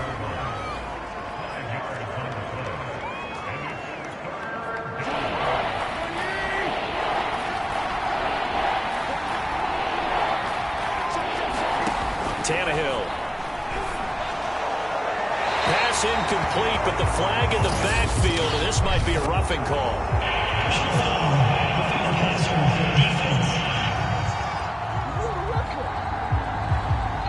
Well, that's down a 4th down after the incompletion. It'll be 1st down, roughing the passer. Coaches love their defenses to be aggressive, but they want them to be smart as well. Have to leave the quarterback alone at a certain point. They run on 1st down with Henry, but the hole evaporates quickly as he'll be stopped right at the line of scrimmage. Now that's a mountain of a man that just made that stop, isn't it? But he's more than that. This guy's nimble and quick. More than a space eater, he just made a great play there.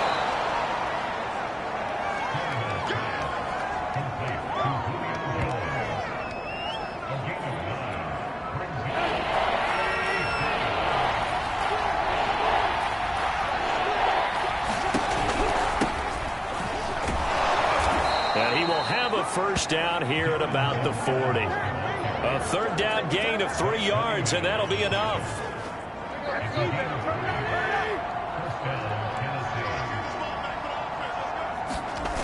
Tannehill with a play fake to Henry. He'll throw instead. He's going deep for Brown. And this incomplete. An excellent play downfield on the football. Might have had a shot to pick it off even. But it's 2nd down. To throw once more on 2nd and 10. Tannehill throwing middle, but it's incomplete. Well, he did almost everything right. Excellent coverage, breaks on the football, just unable to haul it in and take it the other way. So dropped an interception. The key for him now, don't dwell on it. Just move on to the next. Into heavy traffic, and it's intercepted. Picked off near the 32. And they will score a pick six for the Texans TD. That pick six extending this lead even further. And boy, it's been a while since I've seen a team struggle this badly in the first half. I think all they want to do is get to the locker room, try and regroup, and come out to start the third quarter. But if things don't improve fast then, I think the backups get...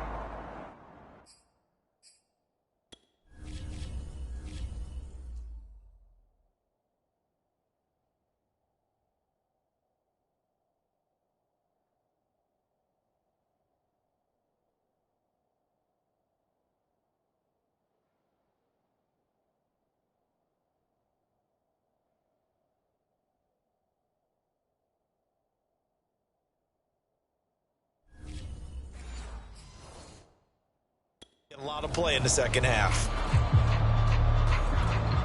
Koo now for the point after.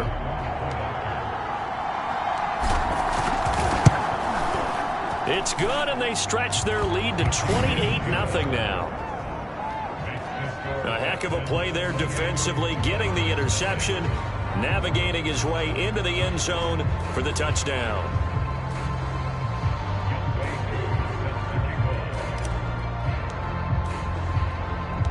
So they'll get another shot on offense following that pick six, and now the kick is away. Here's Harris to return it.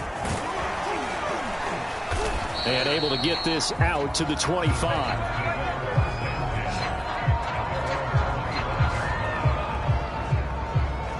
Here's Tennessee ready to begin this drive offensively.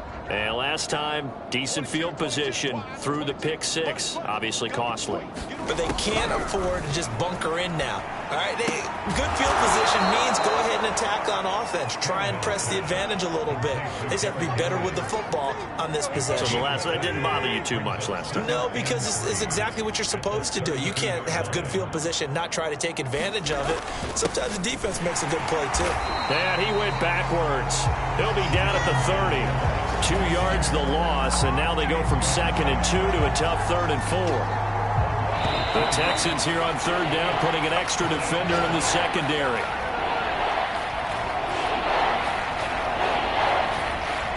A reminder, once we hit halftime, as we do all season, we'll send it down to Jonathan Coachman in Orlando. He'll have all the stats and scores from games in progress around the NFL.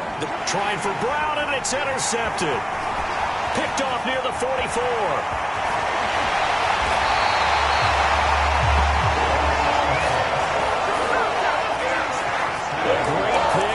Return, but you know he's just beating himself up inside for not getting all the way in. No doubt about it, because he had visions of end zone in his mind. Going to be the total hero, but we did see there the emphasis on it's not just... And he's in. Touchdown, Houston.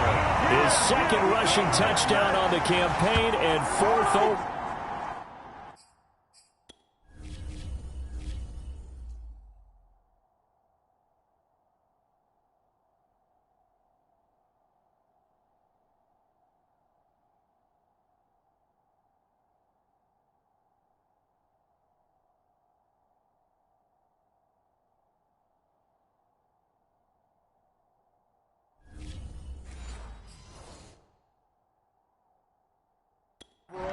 And the Texans are able to add on to their first half lead.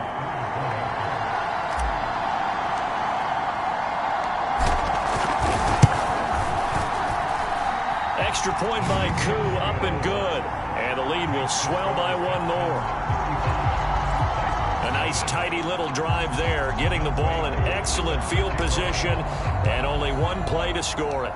Following the touchdown, here's Koo to kick off.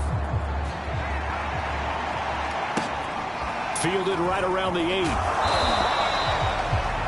And he will make it to the 20-yard line and no further. A.J. Brown and the Titans getting the ball back here. Hasn't had his best day to this point here in the 2nd quarter, and they're losing. You got to think, though, that also means that maybe the defense doing a good job on him. There's 2 sides to that coin. I would agree, so you have to give them credit, but that means you've got to find a way to beat that defense and make sure one of your top playmakers touches the football and has an impact on the game. Change formations, change where he lines up, put him in motion, anything possible to shake him free. Maybe that greater impact comes here on this drive. Meanwhile, Tannehill's throw here into the hands of Jones. 9 yards, not quite enough, and they'll be left now with 3rd and 1. Out of the gun, Tannehill. Toward the sideline. Did he keep the feet in? Yes, he got them both down, says the side judge, and that's good enough for a first down. Again, Tannehill.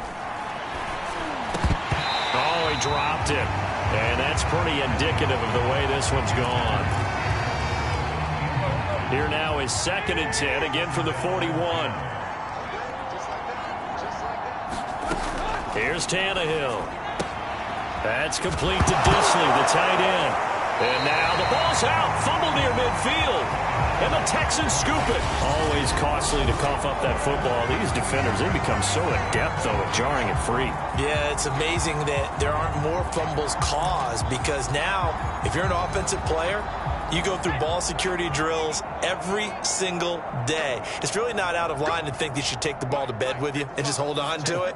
But the bottom line is, no matter how much you try to protect it, these guys are pretty good at finding ways to knock it out. He'll buy some time right. Toward the sideline, and look at that catch. Dragging the toes, and that's going to be a first down. Well done. 23 yards on the play.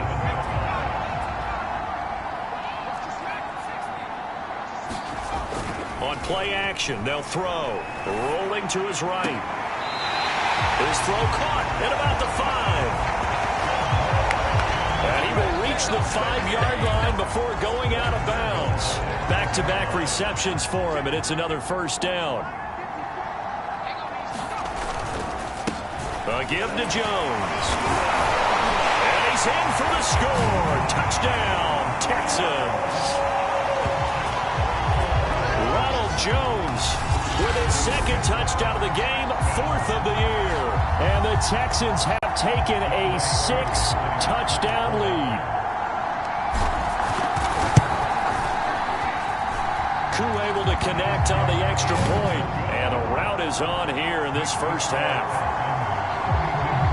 Scoring summary, 3-play drive. And it's Ronald Jones that polishes it off with a touchdown run. Here's Harris to return it. And all in all, a pretty solid return. Nearly got it to the 35. They'll mark him down officially at the 34.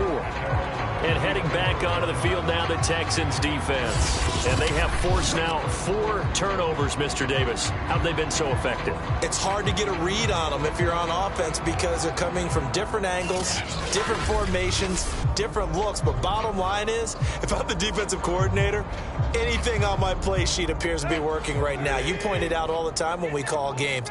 Once they get that first one, it becomes a frenzy, doesn't it? Yeah, it's snowballed here in this one. This will go to Henry out wide. The Titans going to use the first of their timeouts as they get the stoppage with just under 50 seconds remaining in half number 1.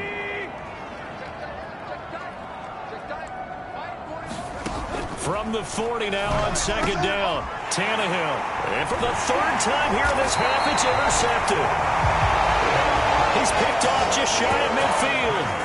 An unfortunate sequence there, trying to get points before intermission, but now the interception, and their opponents have a chance to possibly pad their lead. Yeah, they had an opportunity there, and they weren't able to capitalize on it, and that's something that could come back and haunt them later. They're begging their deep. And he's going to have to eat this one as down he goes. Bud Dupree, what a play by him. That's going to go as a loss of 13. Now then, after the sack, it'll be interesting to see what they have planned for 2nd and 23. And now the first throw for the backup quarterback. And he's going to hook up with his big tight end. Complete. Now a timeout signaled for, and they'll get it with 10 seconds to go before halftime. The first down line at the 34 here on 3rd down. On 3rd down, here's Mills. He's going to let this go. Back of the end zone. And this is caught. For the moment, it's a touchdown, but multiple flags down, so let's sort this out.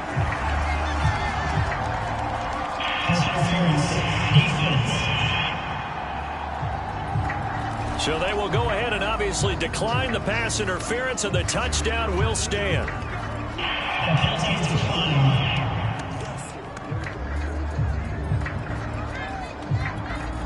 Now Younghoe Koo for the extra point.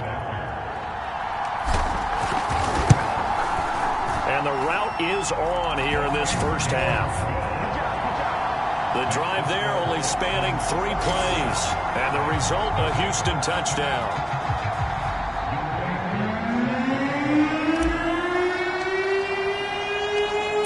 Seconds, all that remain here this first half as the kick gets away. Here's Harris to return it.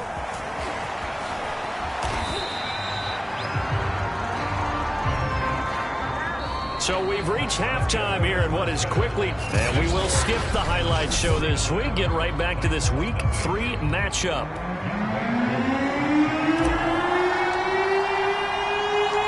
The Titans going to get the ball to start the second half, and they trail here as we get back to it on EA Sports. Here's Harris to return it. And up to about the 26-yard line, just across the 25.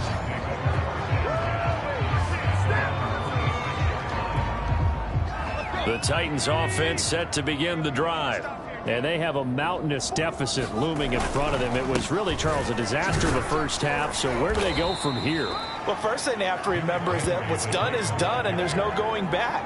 And now you have to play this drive by drive. Obviously, come back in this spot, pretty unlikely. But you still have to go out, take pride in your work, and try and put something together here in the second half.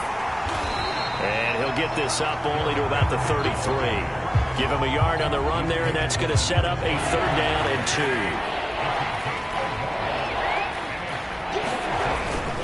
2. They'll try and run for this with Evans. And he's able to get the first before he's taken down at the 36.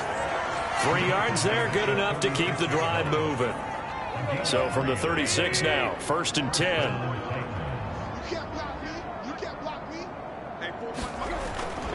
Tannehill going to turn and give this to Henry.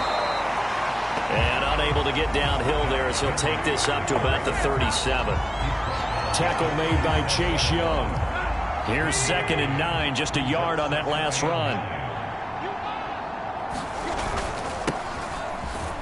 And he's dropped right at the 40. Gain of 3. Just not a whole lot of room to operate there on that carry. No, not at all. They did a really nice job staying in their proper places and not allowing any lanes to open up. Throwing on 3rd down, Tannehill. Oh, had his hands on it, couldn't bring it in. Pretty symptomatic of how this game's been going. Another drive comes and goes, still nothing on the scoreboard. Yeah, and when the second half comes, you know, it's real easy to get discouraged and wonder if you're ever going to get things started. You just got to fight through it. Got to keep pounding away. 46 on his first kick, this one in that neighborhood as well. And great special teams work here. This is knocking on the door of the 5. They'll spot it at the 6-yard line. Absolutely love the flexibility of these punters. Their leg drive, able to get it way up in the air. And that allows the punt team to get down there and down it inside the 10 because they've had some time. They'll roll him out right. Airing it out deep for Smith. It got his man complete. And all the way down to the 10-yard line. I can still hear it reverberate through this thick skull of mine. Crossing routes versus man-to-man coverage, it's a bad matchup for the defense. Those tend to work very well as they run away from a defender. Well, that didn't take long. One play, and we're already looking at a 1st and goal situation.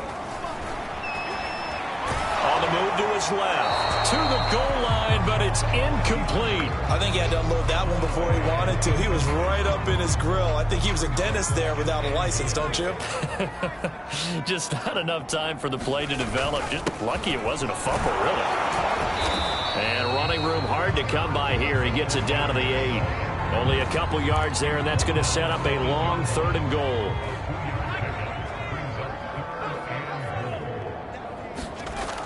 Looking to throw. And a quick throw here, that's complete. They do get 8 out of the pitch and catch. However, it's 4th down. I thought maybe when he caught, he'd have a good chance of getting that 1st down, but that's a nice job of holding him up and preventing him from getting to the sticks.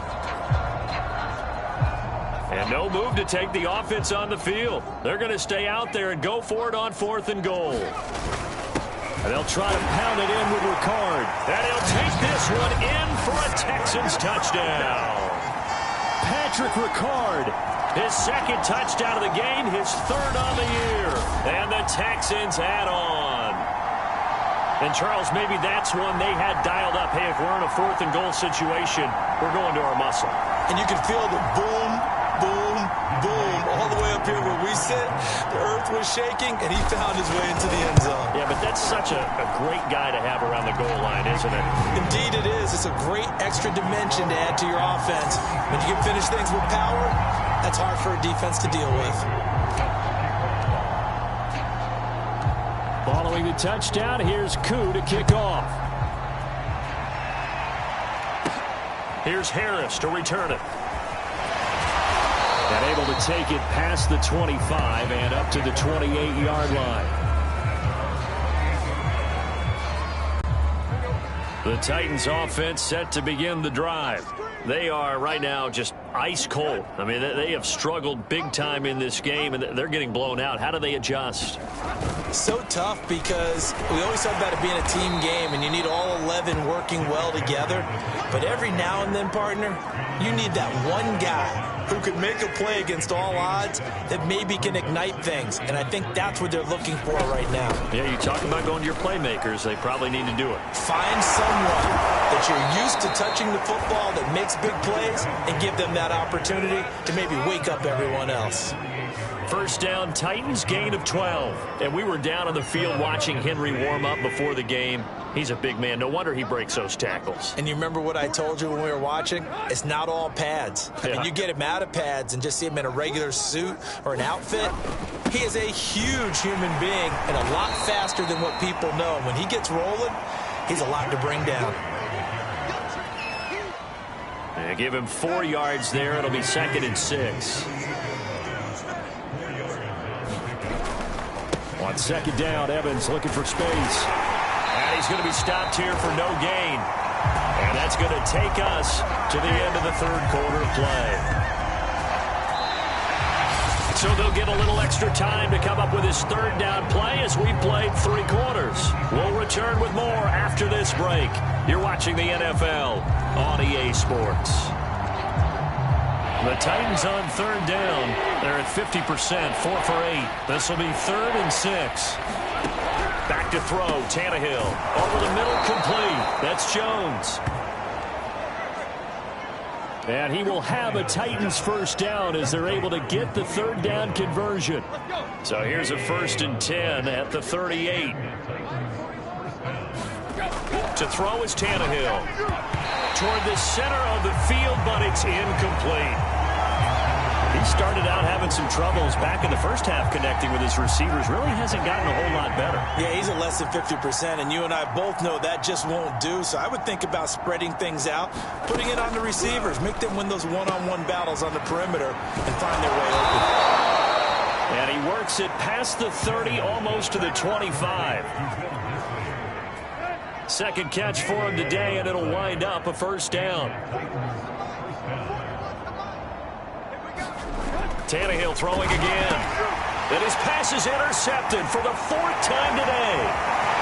Picked off around the 27, the 30, 10, and they will score a pick 6 for the Texans TD. That's the story of the game. They've been suffocating all game long on defense. They were suffocating there again in a big way. And they've done it not just by out-athleting them, which is often the case, but by being able to adjust to anything they tried to throw at them and beating them to the punch each and every time. This was a defense that was well prepared. Koo for the extra point. Now this one was over a while ago as they just add on to their big lead. So the defense creating some points, not only getting the interception, but then returning it to the end zone for the pick 6. So they throw the pick 6. They'll get another shot at it now as this one's in the air. Here comes Harris out of the end zone. And ultimately cannot get this out to the 25-yard line as he's dropped it to 23. The Titans getting set and ready to go here for their next drive. And following the pick six, and they had decent field position in throwing that pick six. We'll see how they attack this drive. And I think all you say to your guy is, listen, let's just take care of the football a little bit better. Make some better decisions on this drive, and they'll probably help him a little bit with maybe some really high percentage throws early to let him get settled back in. But they told us they've got confidence. That's not a problem. Yeah, not a problem at all. They just want to make sure they get things settled down a little bit for their offense and give their defense a little bit of a chance to rest. 5 yards. Now it's 3rd and 5.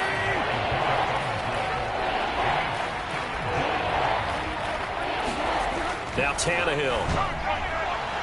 And he's caught on the sideline, but he's not going to have a first down. They say he was out of bounds, so a big call there. That brings up 4th. Here's Brett Kern now as he's on to punt for Tennessee.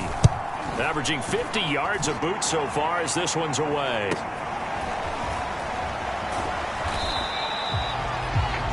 It's a return of 4 following a 42-yard punt. And the offense will take over with a new set of downs.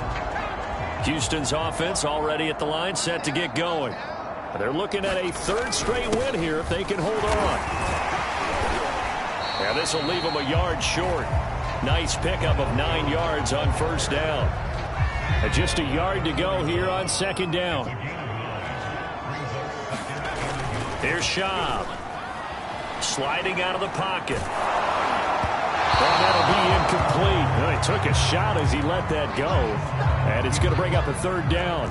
The Texans on 3rd down. They've been okay. 2 for 3 thus far. They're up against a 3rd and 1 situation. And he gets this one to midfield before he's brought down. 64 yards rushing now on 8 carries for him so far.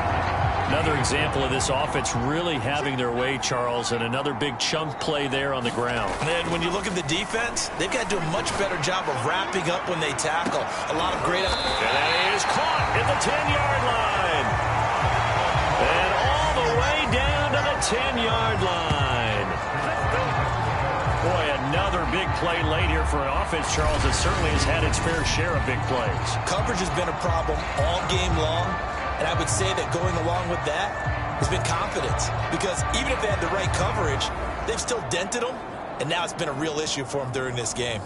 So now following the big play, they've got a 1st and goal all the way down at the 10. They'll buy some time right. And that nearly their first pick of the game. But it falls down to the ground incomplete. They'll go again here from the 10-yard line on 2nd and goal. They go back to the ground with Jones. And this time he's going backwards. So after the no gain on the last attempt, here they get him behind the line. Just 2 minutes remaining here in the 4th quarter of what has been a one-sided affair. So it's Texans football as we welcome you back. 3rd and goal as they look to pour some more salt in the wound. Now Schaub rolling to his right toward the end zone, but that's going to wind up incomplete. They're looking for a spark defensively. When he went for that ball, probably thought he had a chance at the pick. Now remember, and he'll try and throw here on the fake. The fake field goal catches everyone by surprise. And the Texans are closing in on a 3rd straight victory to start the campaign. Now it's looking incredibly likely to be a 3-0 start to this season. That is obviously excellent. 2-0 is one thing. 3-0, you really have some momentum. And now they're serving notice to the rest of the league that they're a pretty darn good football team. Confident, aggressive, attacking at all times. This looks like a team that you're going to have to deal with. And guess what? Behind closed doors, they're trying to figure out ways to get better.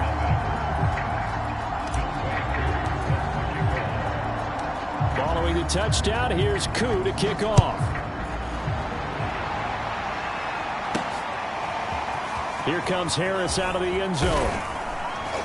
And he'll be stopped right around where he would have been had he gone down to a knee, maybe a yard shy of there at the 24. Tennessee offense set to go again. They are just obviously getting shellacked here in this one, Charles. What's the message if you're a coach for this final drive in a lopsided game like this?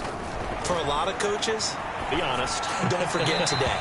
Don't forget what has happened out here. Yeah, use that as ammo going forward. Exactly. Take a great look at that scoreboard. Realize how poorly everything went for us today. Coaching, playing, the whole deal. And never forget it, because you're not going to want that feeling. No, you don't want that feeling again. And who knows? You may meet up with this team again. They have to like what they've done defensively here at the outset of this drive. They forced a couple of incomplete passes, bring up a 3rd and 10. Don't be surprised to bring a little pressure on this snap. From the gun on 3rd down, Tannehill. And that is incomplete. They went with the dime look that time on defense, just flooded the field with defensive backs, blanketed everyone, took away all the passing angles, thus the incompletion. On is Kern, the punter, to send this one away. Oh, a heck of a move. Man. 40 yards on the punt, 2 on the return. Out comes the Houston offense as they get set to take over here. They have that feeling that has to be the best. You just go out in complete control of this game here for hopefully one final possession. And it's a culmination of preparation that began with something. That's caught inside the 20. And they're going to have this all the way down deep into Tennessee territory. Well, that didn't take long. One play, and we're already looking at a 1st and goal situation. That one looks like he'll throw here. Forced out to his left. And they are going to score again. Yet another touchdown as they just add to their totals. Well, there's just about a minute left in this game, and they're still taking it into the end zone. And you know they could have taken a knee there, but they decided to play this one all the way out. And I think their philosophy is, we're going to give you everything we've got. If we just go ahead and take a knee now, we're actually showing you disrespect that way, like taking pity on you. They're not about to do that to their opponent. Extra point by Koo, up and good. And that will extend this big lead. 1 play, 2 plays, touchdown. That's all it took there. A very short and sweet drive that got him in the end zone. Following the touchdown, here's Koo to kick off. Here's Harris to return it. And makes it across the 20 as his guys will set up shop at the 23-yard line. The Titans now just about ready to take over. And still no points on the scoreboard. You're coming off of the 3 and out. They're just looking for anything to grab onto right now, aren't they? I'm wondering if someone's going to take charge in the huddle.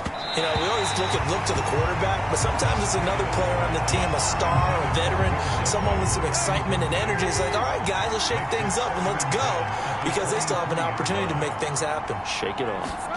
On 2nd and 10, Tannehill. And he drops it incomplete. And their struggles continue here. So back-to-back incompletions, and that has them staring at a 3rd and 10.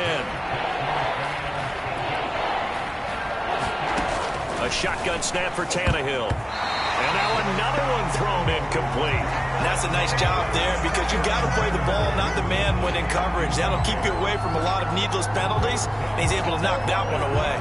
Here's Brett Kern now, as he's on for the 5th time here today. And he deserves a bronze leg as he gets this one away.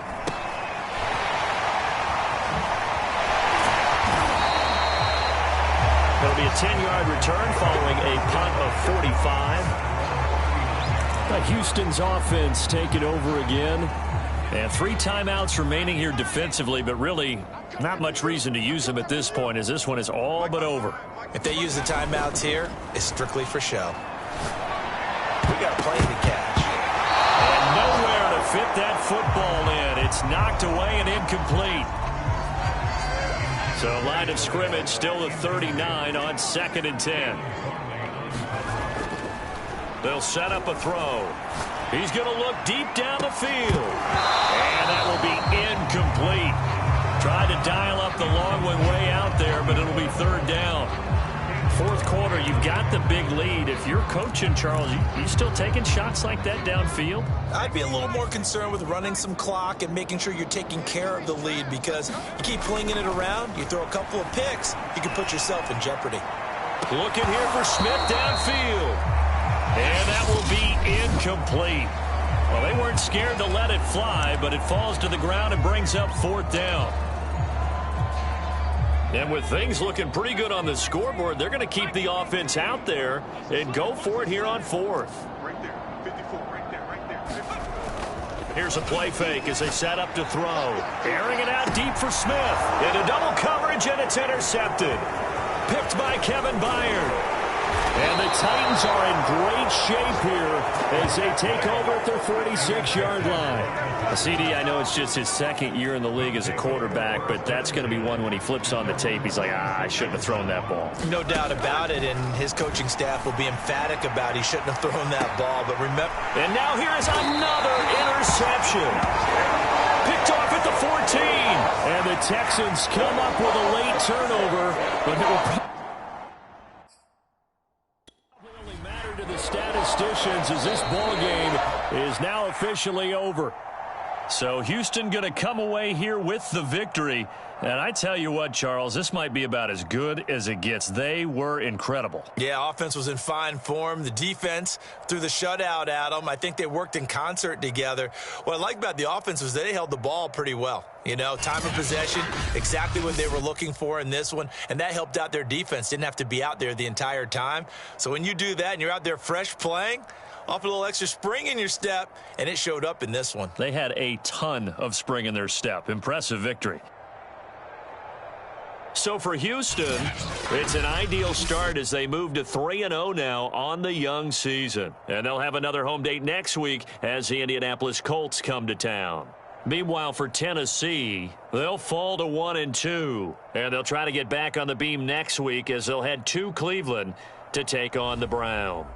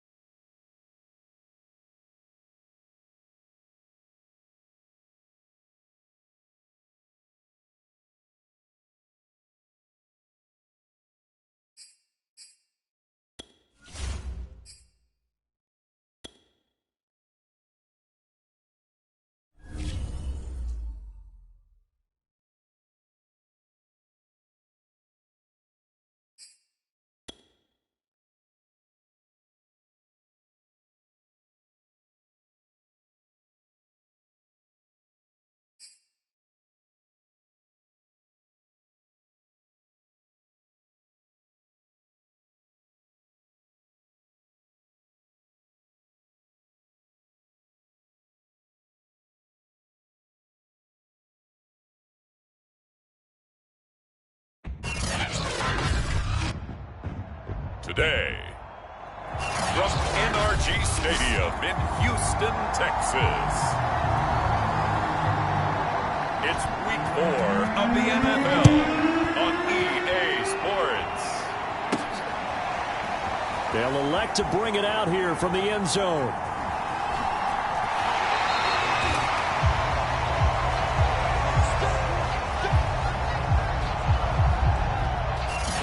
So out come the Texans for their opening drive. And a glance here at their quarterback, standing 6'3". And he's playing at a very high level here in this early part of the season. In fact, he leads the NFL in passing yards. Now, that's not always an indicator of success, but in his case, it is. And he's going to be dropped following a pickup of 7 past the 30 to the 32. North of 100 yards, the 2 scores. And, you know, you got to give a lot of credit to the O-line. We talked a lot about him, but offensive line was good, too. They're obviously in sync with each other, whether it's zone blocking, power running game, no matter what. He understands how to read them and find the creases that they provide. Throwing on 2nd and 3. Schaub escaping the pressure right. Gonna throw right side here, complete. And he'll go out near midfield at the 49. Give him 17 on the pickup there, and the Texans also get a new set of downs. They go play action here on 1st down. They'll roll him out right. Nothing open downfield, so he'll throw it away. Defensively here, you're facing a top 5 team in terms of points scored in the NFL. So when they're that high power, you got to find a way to hold them under 20. Because to me, that's the magic number. 20 points scored gives yourself you give yourself your best chance to win. So if they're up around 24, 28, 30, they could be in some trouble. And I think so, because then you turn it into a shootout, and that means your offense has to keep pace. A gain there of 21 yards. Now from Colts territory, here's a 1st and 10 at the 30-yard line.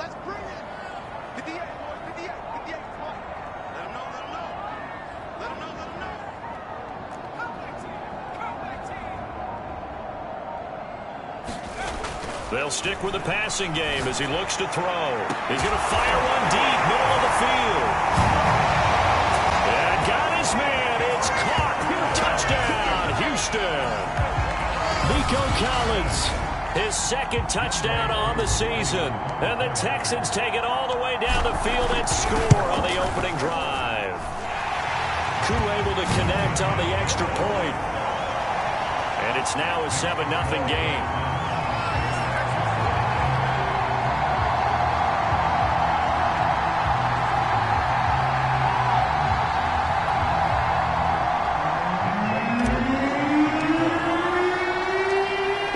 Touchdown. Here's Koo to kick off. On the return, it's Nyheim Hines. And he's up across the 25 and down at the 28. So the Colts now coming out for their opening drive. Under center is a 6'2", 225-pound signal caller, Aaron Rodgers. And I'll bet right now it's just one thought in his mind. Win the game. Oh, yeah, without a doubt. He played pretty well. I mean, he didn't turn over the ball in terms of interceptions, no, right? 2 touchdown passes last week. 2 touchdown passes, but when your team doesn't win, that's just hollow. And the best quarterbacks don't care about anything but whether or not their team won.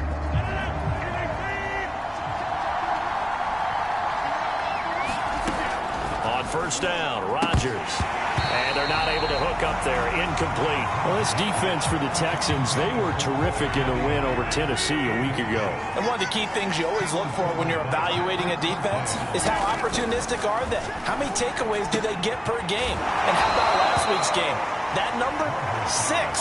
Absolutely phenomenal performance. They were on top of their game right from the first snap.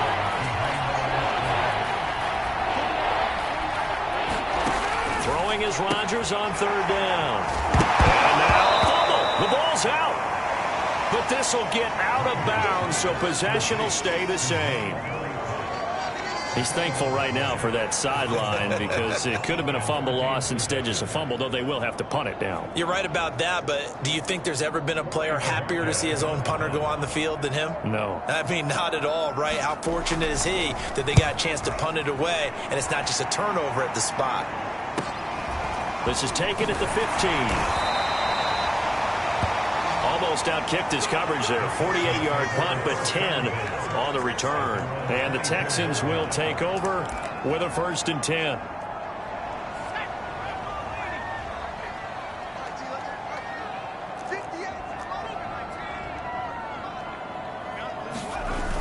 Off the play fake, he'll look to throw. Sliding out of the pocket. That's complete to the fullback, Ricard.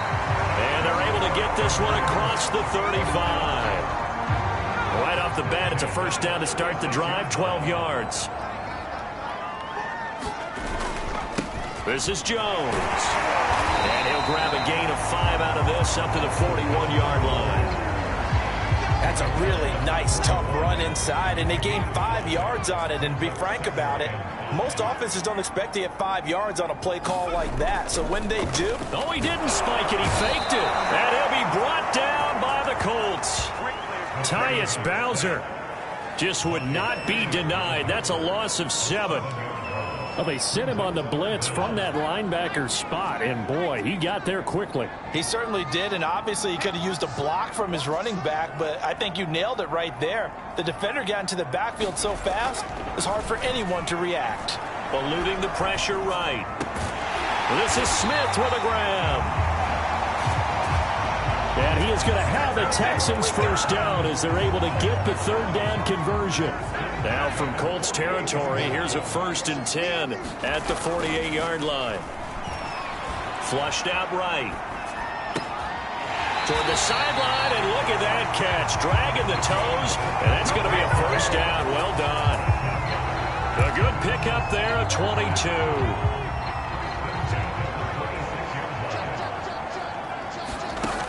Now on 1st down, he'll drop to throw it. Flush to his right.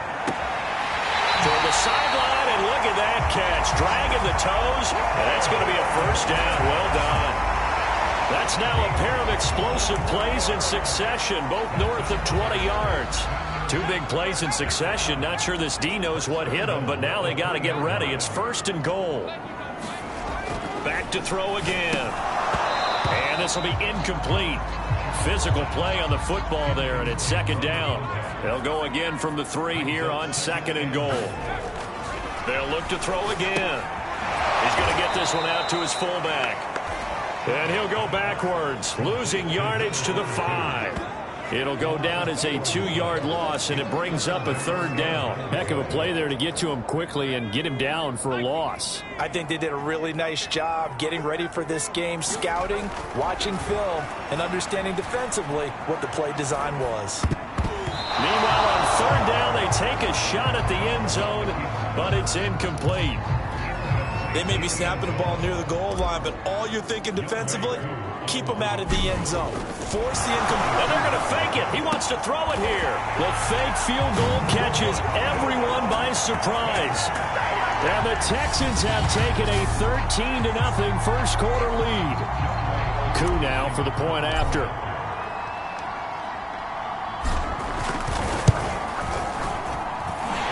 It's good, and they have jumped out here to a quick 14-0 1st quarter lead. A 10-play drive that time, and it results in the Texans finding the end zone. Following the touchdown, here's Coup to kick off. On the return is Hines. And he's going to be taken down on what will be the final play of this 1st quarter. 14-0 the score. This is the NFL on EA Sports. The Colts come to the line ready to start their next drive. They're staring at a 2-touchdown deficit. 14-0 the score as they regroup with 1st and 10. And he slips up past the 45 before being tackled.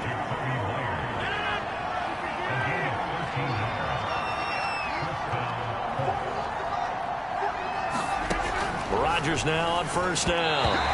Throwing over the middle, and it's incomplete. I know coaches tell us all the time that having a powerful arm isn't the #1 thing they look for in a quarterback. But when you're trying to throw inside routes and you need to put some heat on it, it helps have the big gun. In this case, just a little bit too much. On 2nd and 10, Rodgers. And that throw behind his man. He missed him. Incomplete. From the snap, he certainly looked like he knew where he wanted to go with the ball, but surprise, that guy was covered. So that took his attention elsewhere to no avail. And again, it's Rodgers. Hits his target, the tight end, Mo Alley-Cox. And he'll get this up near midfield, but that's still a few yards shy of the first down. The completion good for only 6, and that'll bring up 4th. The Colts send out their punter as he'll punt it away for the second time.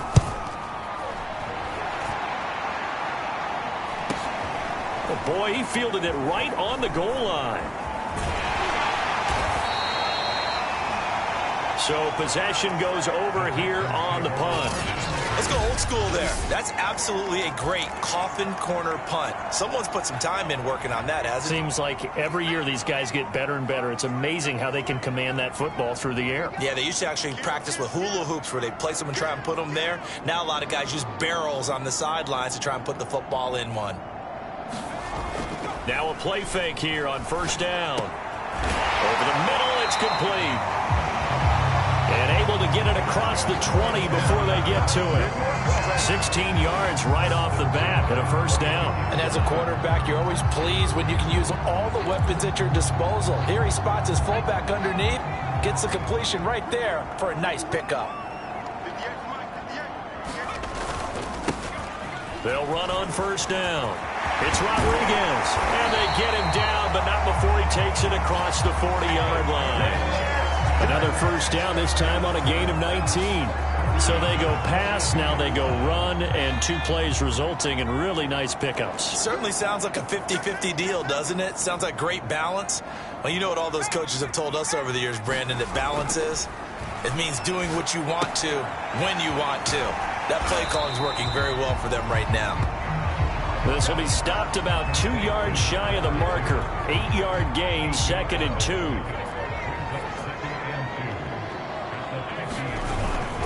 On second down, it's Jones, and he'll get it down to the 47 here.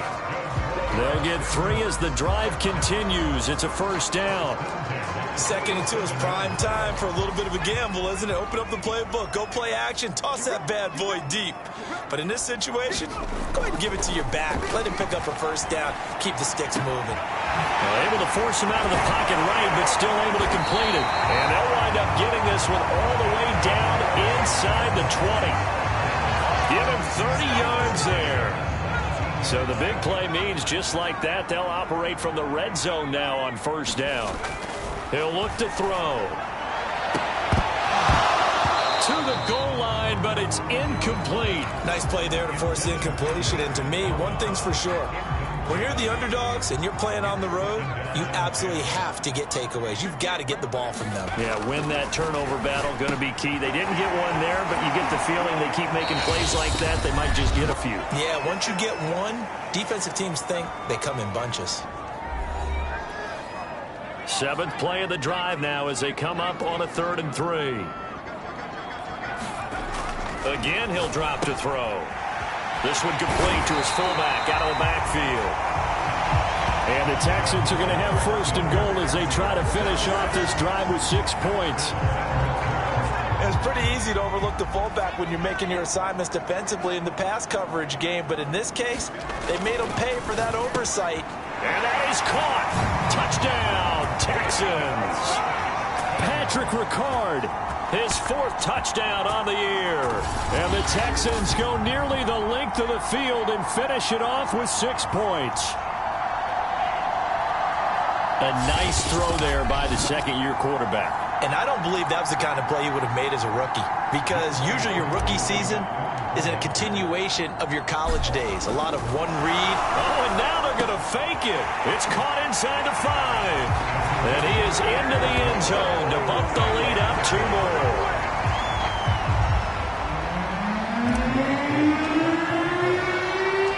Following the touchdown, here's Koo to kick off.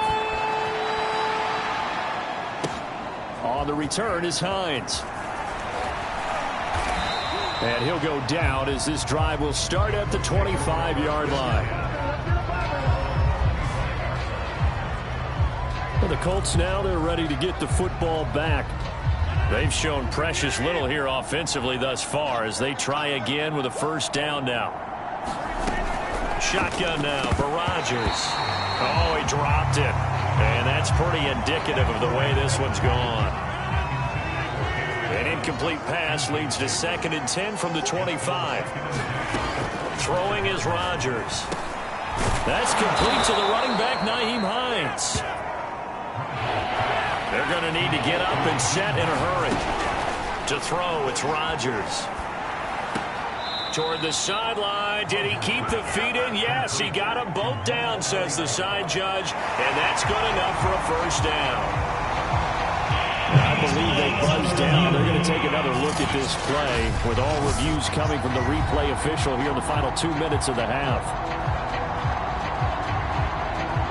Did he keep those feet in bounds? That's the question they've got to decide. And I got to say, watching it in real time, it was awfully close. Yeah, it certainly looked like a heck of a catch because he didn't appear to bobble it, which could complicate things.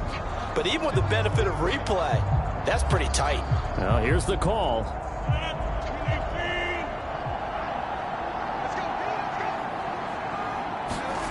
Rodgers now on first down. That's caught by Myers. He's got this to the 30 before being taken down. The Colts going to use the first of their timeouts as they'll stop it with just over a minute to go before halftime. Again, they'll throw with Rodgers. That's complete into the hands of Myers. Now the Colts going to burn the second of their timeouts as the stoppage will come with a little under a minute to go in this first half. 2nd down and 7.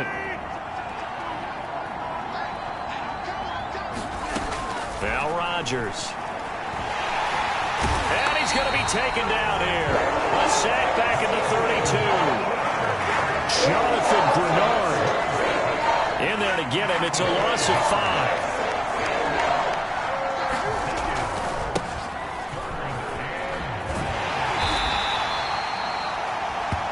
Call it a gain of 4, and it'll bring up 4th down. Nice job there on the tackle. Keep him to the short gain. And, of course, he got some good news this week. He was named AFC Defensive Player of the Week from last week's effort. And part of the reason he got that award, because of plays like that. Not every play is spectacular. Not every play is for a loss. Make the plays that are in front of you, keep it to short gains, and you pile up statistics. And his kick is good. And that will do it for this first half. So we reach halftime and what's been... All right, folks, eager to get back to this Week 4 matchup. We won't put up a fight.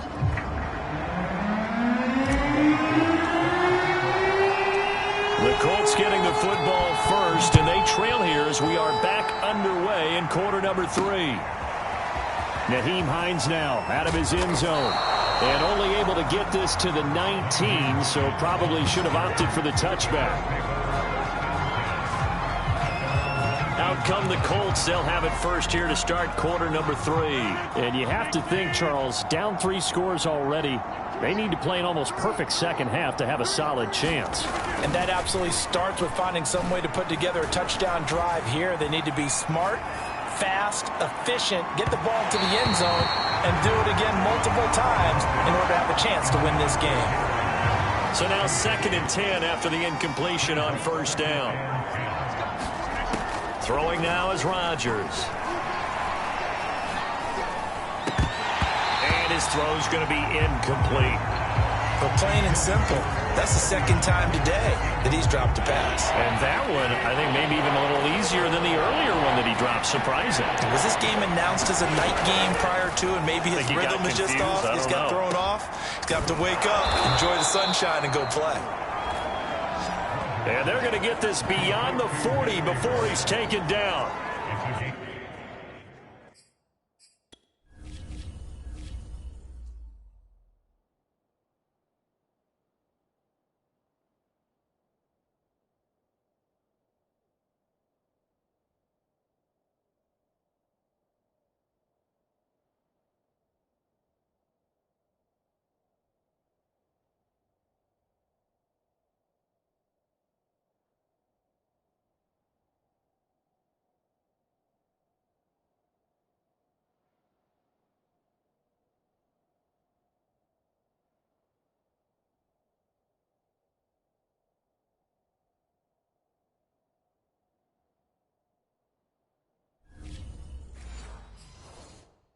They're able to convert on third with a solid gain of 23.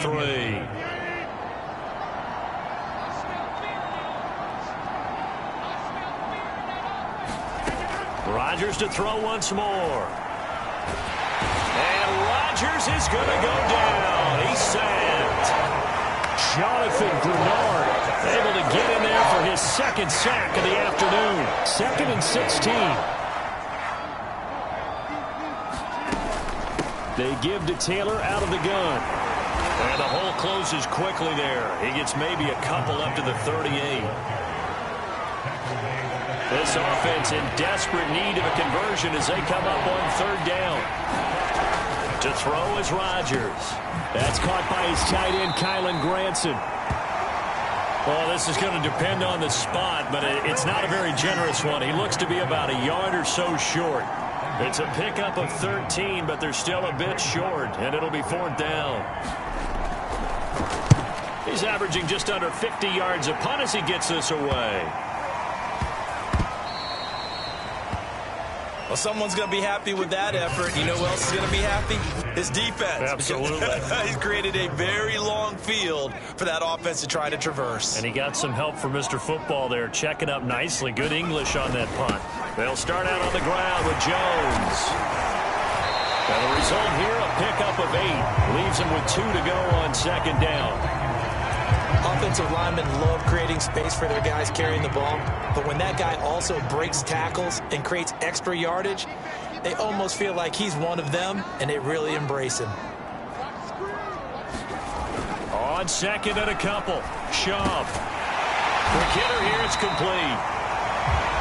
First target, first catch, and a 1st down. That was a route run not just with dexterity, but with intelligence. Found the hole in the zone, made sure the quarterback saw him, and was able to make the sure catch and flip the down marker back to 1. Escaping the pressure right. It's a short one here, complete to the tight end. And he will lose yardage on the play, back at his own 19-yard line. He was unable to shake free there, and they'll cover him for a loss of a yard. A 2nd and 11 from the 19. He'll look to throw. Steps away to his left. It's caught. Smith. And he'll go out near midfield at the 49. A gain there of 30 big ones. There's no doubt in my mind that not many guys in this league have had the impact that he's had here in the first half of the season. He's been a big play guy from the word go and continues to be one with another one right there. Back to throw now on 1st down. And that is incomplete. He couldn't hold on through the contact. Brings up 2nd down. Oftentimes when you're losing a game and the team's still throwing with this kind of a lead, you start playing a little more physically. And they took that opportunity right there to be extremely physical and force that incompletion. And he is tackled inside the 40, not quite to the 35. Under a minute to go in this 3rd quarter as they come up 1st and 10. They'll drop to throw, eluding the pressure right. And he's got his big tight end here. And he's going to get this inside the 30. 11 more yards that go around, a 1st down as well. And while we may be looking at the scoreboard, this offense certainly is not, because they're showing no signs of backing down, even with a 3-score lead here in the 3rd quarter. I think they keep taking their shots. They've seen blown leads happen throughout this league. They don't want to fall victim to it themselves. And he's down inside the 5 at the 4 before he's out of bounds. A well-executed 22-yard gain. He was out there waving his arms, and when you got a quarterback out of the pocket looking for any help, I guess waving the arms is helpful. It certainly is, because you got to get his attention, because now you're in scramble drill. So everyone's adjusting their routes, finding open space, and he found the right spot for the completion.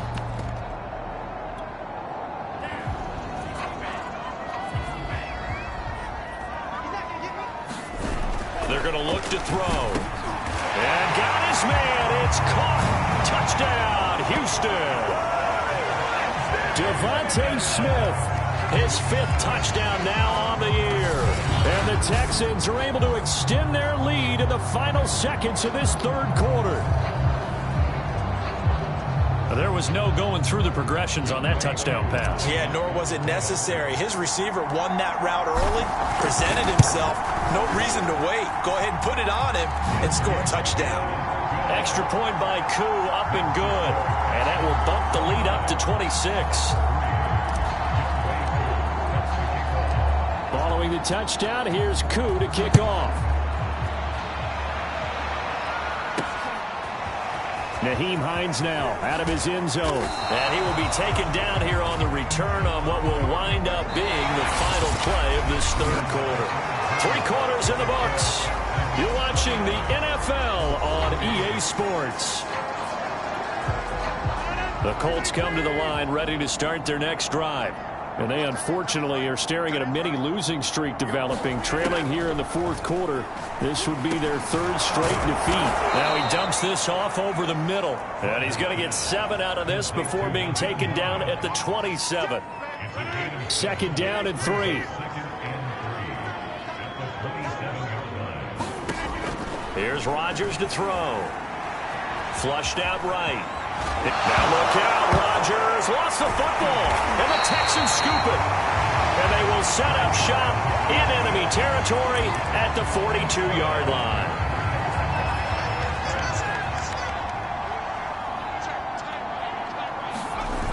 The play-action fake, they'll look to throw. Looking here for Smith downfield.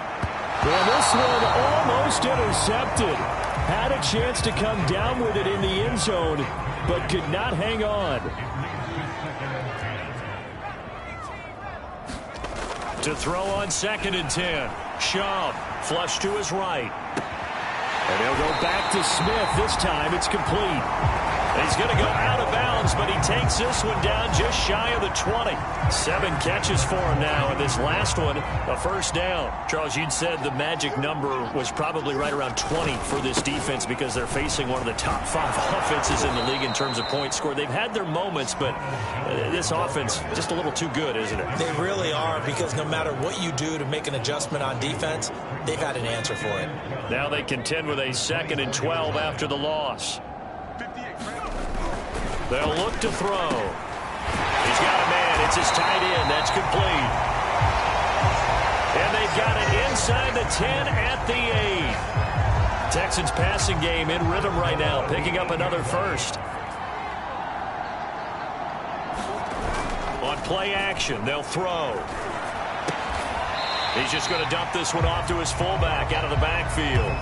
That catch good for only a couple. And the big guy catches the ball out of the backfield, and oftentimes it's quite a surprise to the guys playing defense, because not ordinarily thought as a pass catcher, it often works when they decide to dial it up. On 2nd down now, it's Jones, and that'll get him halfway there as he takes it from the 6 to the 3-yard line. I have to laugh a little bit because he actually handed it off. I thought with the 2 touchdown passes he's thrown in this one already, he'd go ahead and fling and try and get a 3rd one. Yeah, now from this spot on 3rd down, I think he'd probably throw it here. Yeah, I don't think there's any question about it. They won't even send in a running play here, I don't believe. I think they go ahead and try and throw it for a touchdown. The Texans on 3rd down. They've been okay, 2 for 3 thus far. They're looking at a 3rd and goal here. Meanwhile, this one knocked down in the backfield. It's incomplete. First quarter, Charles, you really emphasized the importance of winning the turnover battle as a visiting team, as an underdog. They haven't forced a single turnover in this game. And right now they're losing, so no turnovers might lead to no victory.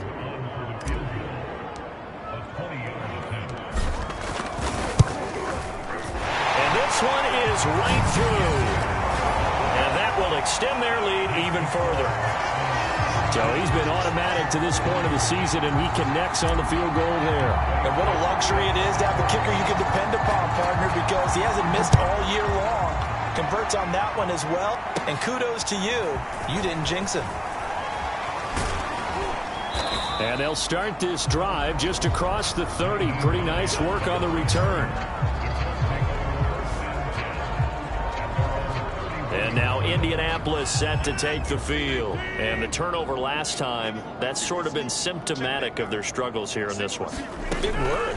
I like it, though, because you're exactly right. Like that, and Rodgers is going to go down. He's sacked.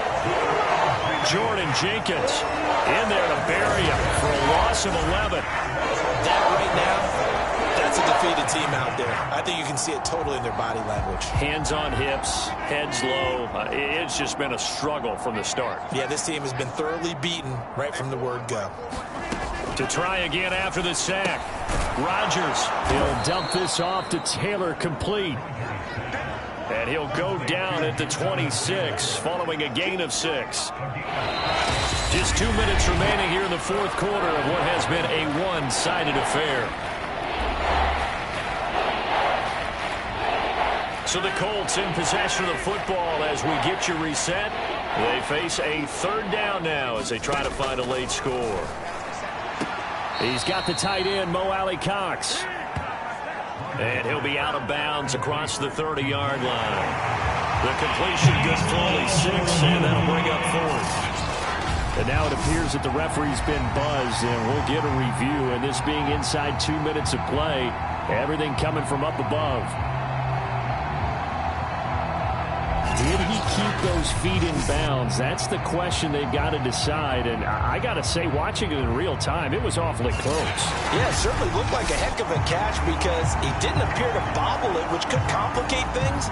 But even with the benefit of replay, that's pretty tight. Well, here's the call.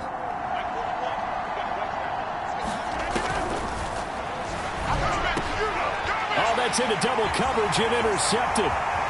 Picked off near the 32. If you combine last week and this week, he's got a hat trick going because he had 2 interceptions a week ago. He's seeing the ball so well and understanding where receivers are and positioning. I mean, just watching him work with such great technique and paying it off by actually catching the ball when he has a chance, he's helping his team. And he can't find a receiver, and he's brought down. Quiddy Pay. Credit him with a sack as he buries him for a loss of 10. After the sack on first down, Schaub looking for the end zone. And it is incomplete. I had a defender running right with him. And now it's third down. Now on 3rd and long, they'll look to throw. It's caught on the right side. It's Smith. Oh, it's out. Smith lost it.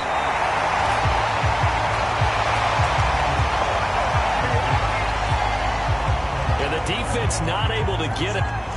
And now before the ball changes hands, they're going to take a look at this just to make sure that they have it right.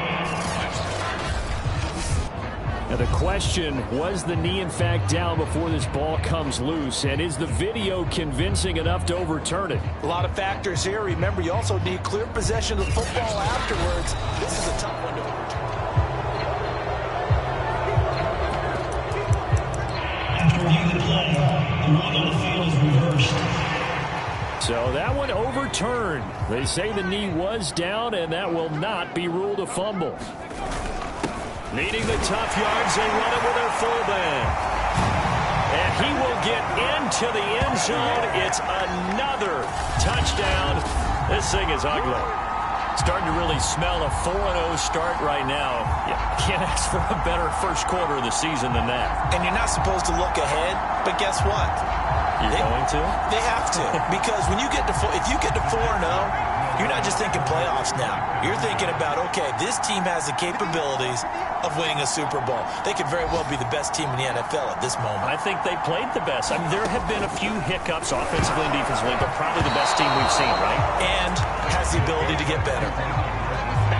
I know we can sit up here and dance around it a little bit, but going for 2 in this situation, somebody doesn't like someone else. There's no doubt in my mind. Well, what they couldn't see is you lean back in your chair and you went, yeah, that's not a good decision. They didn't get it, though.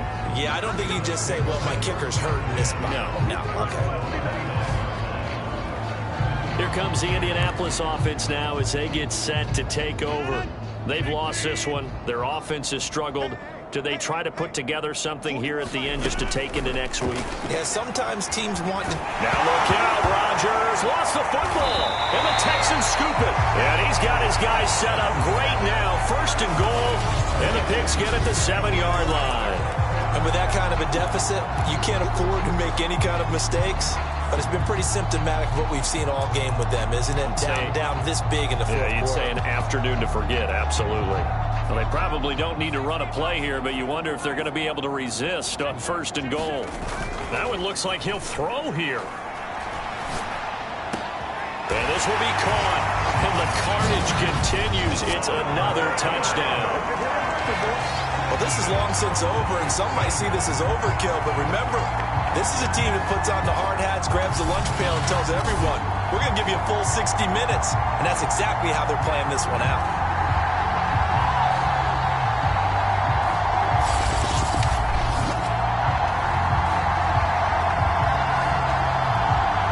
Now Younghoe Koo for the extra point.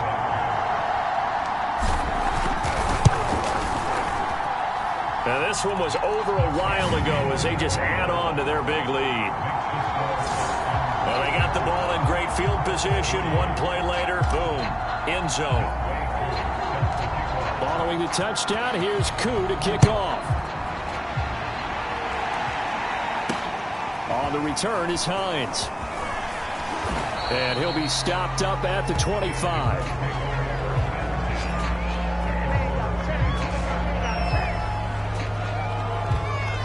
The Colts getting another possession here on offense. They have a little bit of time left here, but this one not going to go their way. And this is where, in this situation for me, you just go ahead and run out the clock, shake hands, congratulations, and move on. Because now, you're not going to make up for what's happened during the game in this last sequence. We'll see what they do here in this last sequence. One final try now for Rodgers. And they will only muster a yard here to the 38. A big offensive explosion helped leading them to victory. And the defensive guys, they're just saying, hey, put those points up every week. We'll just keep winning. They will gratefully accept them, won't they? It makes their job that much easier when they're scoring that many points. Allows them to play with a totally different style and a different flow.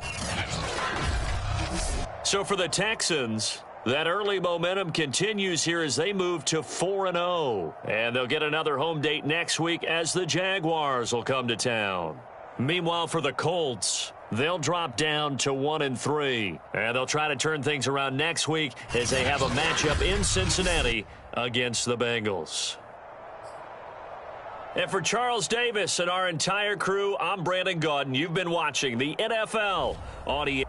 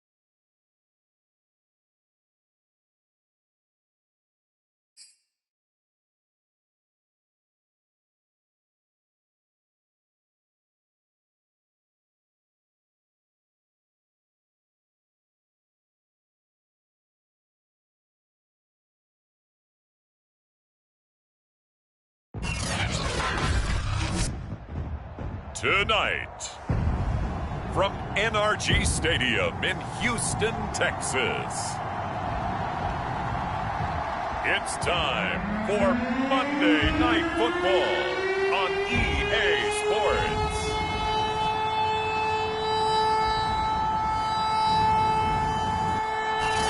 EA Sports coverage of the National Football League is on the air. Tonight, we wind up Week 5 with a good battle between the Jacksonville Jaguars and the Houston Texans. And we are underway from NRG Stadium in Houston. Here's Harris to return it. And a good return as he'll be stopped just shy of the 30-yard line. So here's the first drive now for the Jags. They're led by the number 1 overall pick in the 2021 draft, Trevor Lawrence.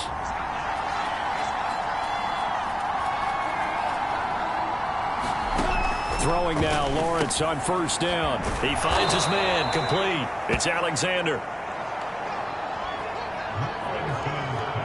And he's tackled a yard short of the marker. Good gain of 9 on first down. Looking to throw again on second down. Lawrence. The pressure gets to Lawrence, and he'll go down. Chase Young in there to get him, and that is sack number 6 now for him on the year. Third play of this opening drive as they're looking at a 3rd and 3. Here's Lawrence to throw. Nowhere to go here. He lost the football.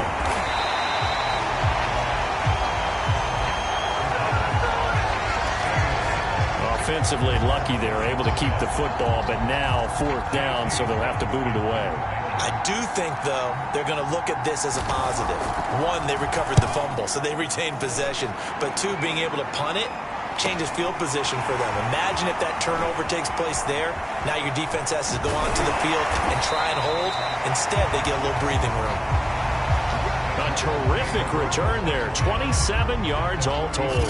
And the Texans with great field position to start this drive as they take over 1st and 10.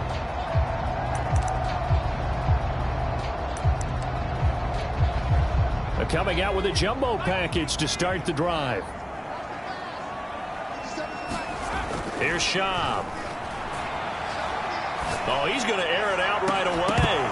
And that is incomplete. These two teams, they met up earlier in the year, back in Week 2.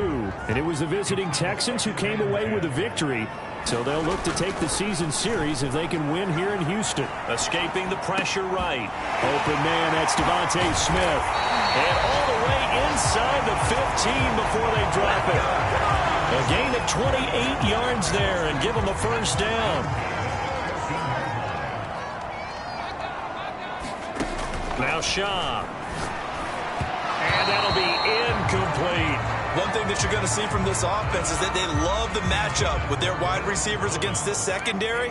That one wasn't successful, but don't expect them to back away from attacking all game long. Eluding the pressure right. And that is incomplete. A lot of force bearing down on him there. He could not hang on. It's 3rd down. That's what you're going to need to do against those big receivers. You got to get in there and get physical with them. That time he got in close, got in tight, and knocked the ball away. And the tackle made at the 13. He is well short of the first. Just a 1-yard pickup there, and it'll be 4th down.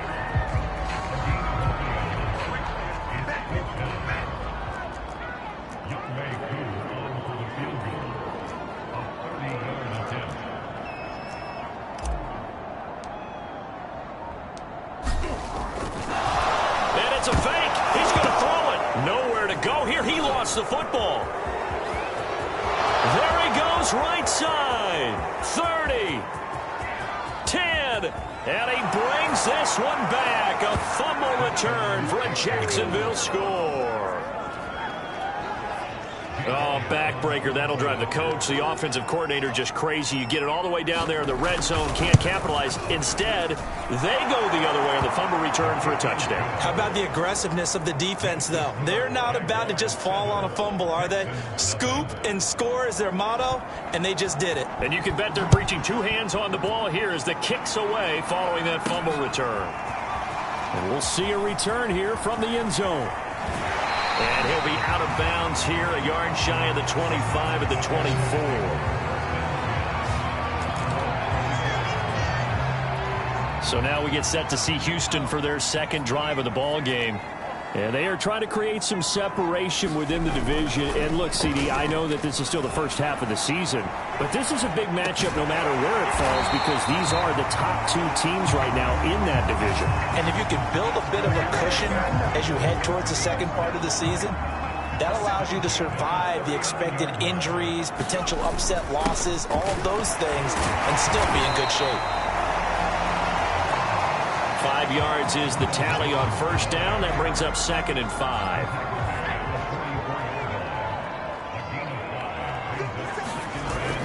Here's a play fake as they set up to throw. Complete. Smith has it. And down to the 11. They'll make that now 2 completions for him on this drive, and these aren't ordinary completions. They're big ones. Yeah, these are the types that make a secondary talk to each other and not in a good way. Oftentimes pointing fingers. Hey, who's got him? Someone cover him. That type of indecision can open up even more big plays. Yeah, he's going to get a solid gain of 9 before being brought down. 2nd and right at a yard. And we have to give credit to him for buying time and extending the play. But you know, there's some really upset defenders on that one. They thought that they had him. Instead, he was coated in Teflon and got away. 2nd and 1 from the 2.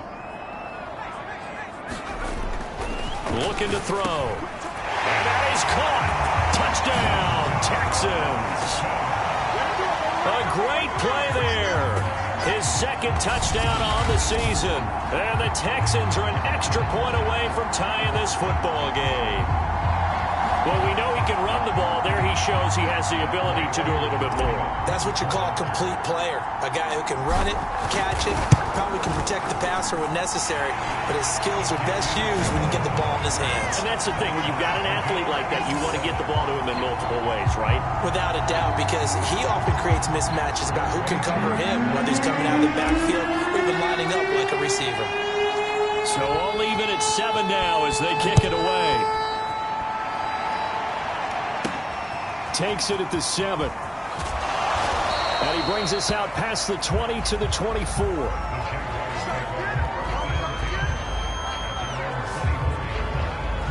So time to see Jacksonville again on offense for the 2nd time here in this game. And the first drive, 3 and out. 2nd possession, see if they can get a little momentum. And oftentimes that first drive is just a feeling out process. You have some plays that you've got called and you want to see how the defense reacts. It may not go terrific on the first one. Now they're ready to go. They've kind of got a look at them, got a sense. Let's see if they open things up a little bit. See if they open things up. Let's see what the defense does here, too, after a good stop. From the gun, it's Lawrence. And that one is incomplete. And it also concludes quarter number 1. These two teams all tied after 1.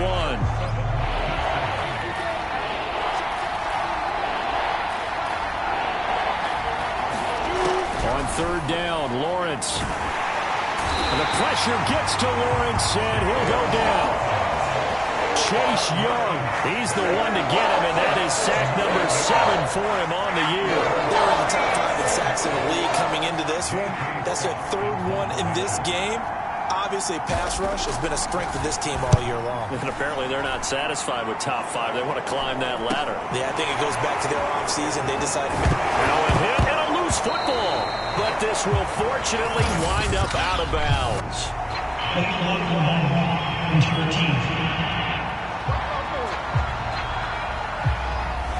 So this will be accepted as it moves the offense backwards. So the special teams penalty cost some yardage there as they come out on 1st and 10.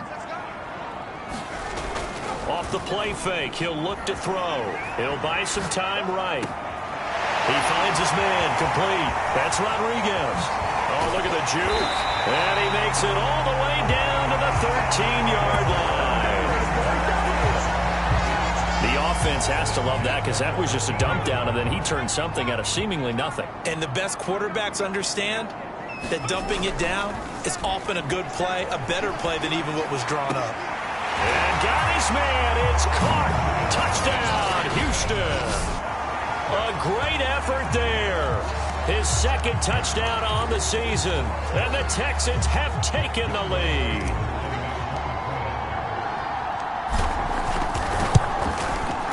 Koo able to connect on the extra point. And that makes the score 14-7. Pretty clean and simple there. Just 2 plays. The long pass resulting in the touchdown on play number 2. Following the touchdown, here's Koo to kick off. Here comes Deontay Harris from his end zone. And he's able to get this across the 20, but not by much as he's marked down officially at the 21. The Jaguars offense ready to set up shop here again. That 7-0 lead of theirs short-lived as they've now given up 2 straight touchdowns to fall behind by 7. Yeah, but no cause for discouragement here. Yeah, they've fallen behind, but haven't they proven that they can go down and score? So what was the formula that got them down there the first time? Get back to something close to that, and maybe they can get this game tied up. To throw again on 2nd down. Lawrence. And he fumbled it. It's on the ground. And the Texans say they have it. They do. There are 2 words that we hear coaches say all of the time. One starts with a B, one starts with an S. Ball security. And they preach it. They have it up in meeting rooms, right? You see the signs. They talk about it all the time. But still, when you got defenders out there who are preaching, hey, we're going to take the ball away from you, no matter what position you play, you've got to take care of the rock. Once again, they'll come up on the 26-yard line, 2nd and 10. Back to throw. Rolling to his right. And that would get a wide up incomplete. Nearly an interception in the end zone. Probably should have been. 3rd down coming up. On 3rd down, he'll drop to throw. They'll roll him out right. That's going to be caught.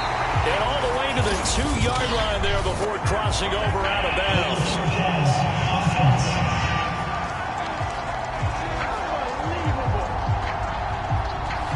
That's a good chunk of yardage. It's going to be canceled out. And we always talk about hidden yardage in a game. That's going to count as that because now it doesn't go on the books, but now they have to make that up again, don't they? Sliding out of the pocket. And he's going to have his running back. It's complete. And they will eventually get him down, but he's inside the 5 all the way to the 3. 27 yards, a big play there on 4th.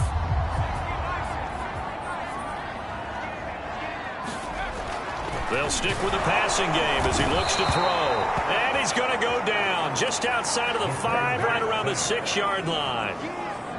On any 1st and goal, the real estate to work with for the offense is really cut down, and the defense knows it. So they often bring heat and pressure, which they did on this play. Got him down for a loss. Not a big one, but any loss of yardage in this position is tough for an offense. And that nearly intercepted. Oh, a chance at a big play in his own end zone. But instead, 3rd down coming up. And that is caught. Touchdown, Texans. A great play there. His 4th touchdown on the year. And the Texans push further out in front.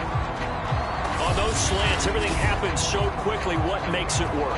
The timing between the passer and the receiver. In this case, a slant route ordinarily is probably about 3 steps before you go on the slant.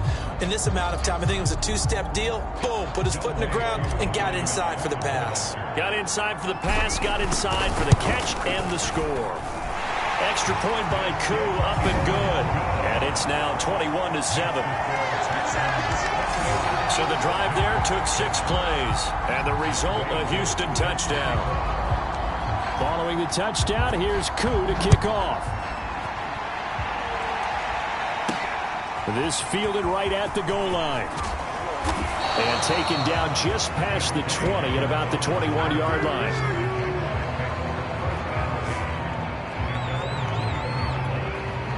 Trevor Lawrence and the Jacksonville offense ready to go back to work. And I never played quarterback, but I'm thinking as a quarterback, you're a little bit into the game now. Second quarter, you're losing. You're not playing well. Probably feels like a lot of weight on your shoulders. Certainly does, but it's something that quarterbacks have to be used to because they're always carrying around that weight. So how do they adjust the weight? How do they make it work for them? How do they work against it? That's what we're going to find out going forward. Yeah, he'll be trying to get all that weight off his shoulders here on this drive. And he'll get this one up to the 26. Call it a gain of a couple, and that's going to leave him with a third and about 5. From the shotgun, Lawrence. And this is going to be incomplete. 2 minutes remaining in this first half of football.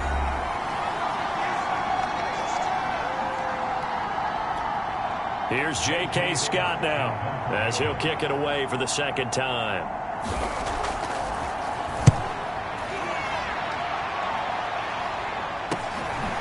A beautiful fake. Oh, able to avoid him. 43 yards on the punt. Return of 4.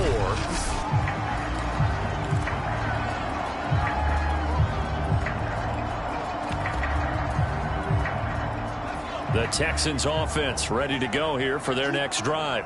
They are clicking on all cylinders. They seem to be just scoring at will right now, and that's why they've opened up this big lead. Now, we always talk about getting into the zone, and all athletes are seeking that, aren't they? When everything is working for them, every move they make works, it clicks, and they are on point right now. Yeah, they are in that zone that you're talking about.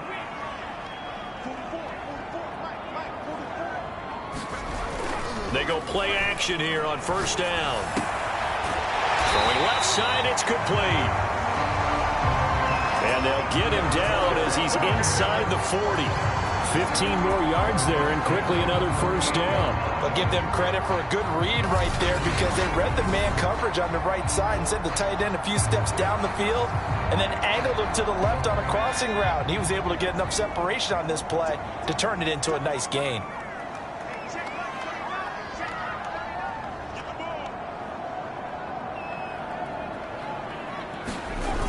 They'll look to throw now on first down. He'll buy some time right. This is Smith with a grab. And brought down, but not before they're inside the 25. That's another gain of 15 on back-to-back plays.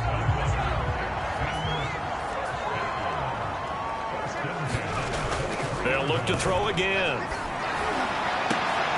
Touchdown! It's complete. Devontae Smith. His 6th touchdown of the season, and the Texans will add on to their lead. They have really had their way so far in the first half, but they wanted to continue to build on their lead. They know that no lead is safe in this league, so they decided to try their best to get one more as they headed into the half, and they got it done.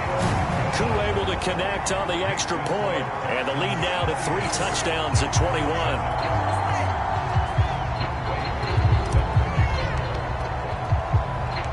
Following the touchdown, here's Koo to kick off. Here comes Deontay Harris from his end zone. And he's up past the 20 to the 22-yard line.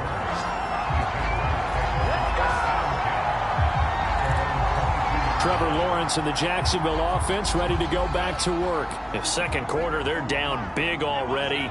He's struggling as well. They've got to find something here. He's got to find something on this drive. And sometimes you take on all that extra pressure on yourself, and maybe you have to disperse it a little bit. Lean on some other people, lean on your teammates, find someone who can take the pressure off and get the ball in their hands for a while. Or this, if he doesn't, this is getting out of hand, or it could get worse. The Jaguars going to go ahead and use their first timeout as the clock will stop with 37 seconds to play in this first half.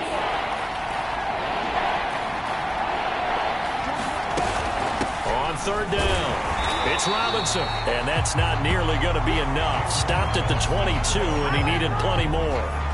Just a 1-yard gain on the play, and that'll mean a call to the punt team as it's fourth down. As much as I praise teams for being true to who they are, in this situation, I wonder if maybe they outguessed themselves a little bit. Third down seemed like an obvious passing situation. They chose to run it and didn't get anywhere close to a first down.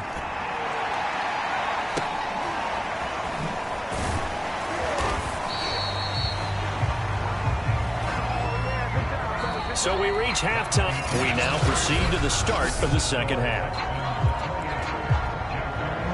It's the Texans in front, and they're going to get the football first as we are back underway in the third quarter. Taken in at the 3. And he'll be tackled just shy of the 25. Now here's the signal caller getting ready to lead this. Houston's offense already at the line, set to get going. And it's hard to imagine that the first half could have gone any better for them. So what's the approach here in the second half? Just continue to play smart football because they got the other team down and they feel good about the position they're in. The obvious thing people would say is just keep attacking, but I think you also have to be smart about it. Avoid turnovers. That's about the only thing that can derail you at this point. Attack, but make sure you take care of the ball.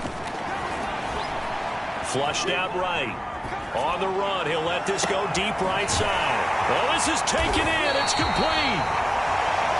And all the way down to the 35.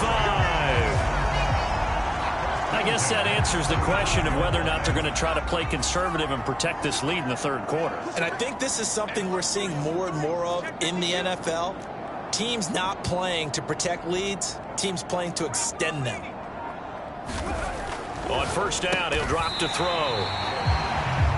It's a gain of 6 on the play, and that'll bring up second down. Not a big window to throw. Coverage wasn't too bad there. Yeah, they had him under wraps pretty well, but somehow able to muscle his way open and catch the ball. From the 29, Schaub. It's incomplete. Took a shot, couldn't connect. Well, he'd been targeted quite a bit on this drive, and finally I think the guys on the defensive side, they said no more. They slapped the double coverage on him, made it very tough for him to get the ball. He'll drop to throw. And the throw there going to be incomplete. Certainly looked like someone was very confident in his ability to fit that one in. I would say he was overconfident because there wasn't a whole lot of separation there. Had that one covered pretty well downfield and knocked it away. Now, meanwhile, they go for it on fourth down, and my goodness, incomplete. The Texans tried it, but they come up empty here on fourth. And the Jaguars.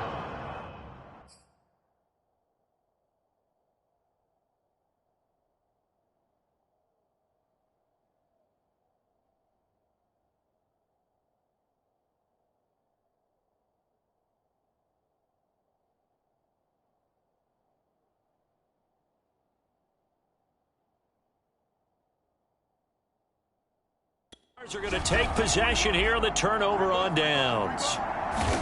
On first down, Lawrence over the middle, and it's incomplete. These two teams, they met in Houston earlier in the season with the Texans coming out on top. So a win here in Houston would give them the season sweep. Throwing again on 2nd and 10. Lawrence. They get 6. That'll leave them with 3rd and 4. I think that was a pretty good read right there. They caught him in zone defense and went to the hitch. And because they're in zone, that creates a natural space between the defenders and the receiver, able to get it to him quickly and let him get upfield. Now they go screen. It's complete. And he will be knocked down hard, but he will have the first down. That's good for 9 yards as they convert on the 3rd down play.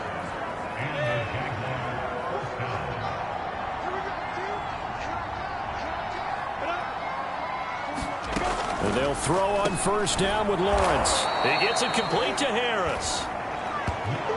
That one good for 10 yards. And it'll be 2nd and very short. They go play action with Lawrence. And this one incomplete. Too much contact to hold on to that one, and it's 3rd down. This offense in desperate need of a conversion as they come up on 3rd down.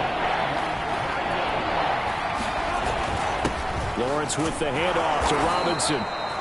And he's going to have a first down as he's brought down at the 44-yard line. Well, they certainly have been able to get him going and establish the run, so I think it's time to abandon that plan and start chucking it all over the park. And you know who's excited about that? The defensive front. They got a chance to pin their ears back and get after him now. There's a throw over the middle. It's taken in by his tight end. And he lost the football. And the Texans scoop it. And they will take over at the 29-yard line. Well, if these guys wanted to get back in this game, they needed an almost perfect second half. And down 3 scores, a lost fumble here certainly doesn't fit into that plan. That reminds me of my plan in college to get an A on the papers I turned in, but that didn't work out too well either. Too many mistakes by both of us. I mean, that's just pure and simple. And that's why that's exactly where they are in this ball game. They're going to need a huge turnaround if they want to try and win this one. Well, a nice throw here, right side. He hauls it in. And this will get him all the way inside of Jacksonville's 10. Well, partner, I'm not...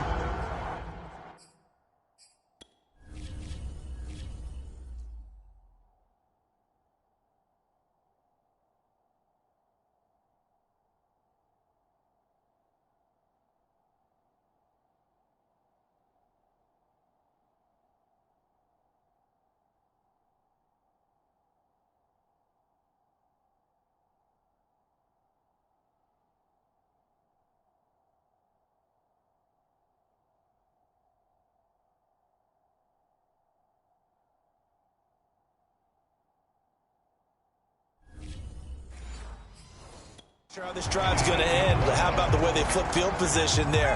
A nice attacking play that picked up a heck of a chunk of yardage. They'll set up to throw. Rolling to his right. And he's in. Touchdown, Houston. An 8-yard touchdown run. And the Texans capitalize on the fumble and turn it into 6.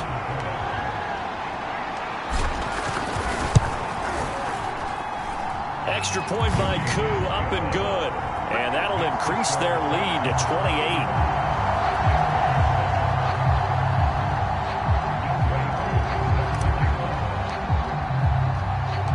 Following the touchdown, here's Koo to kick off. Taken at the goal line. And he won't quite make it to the 25.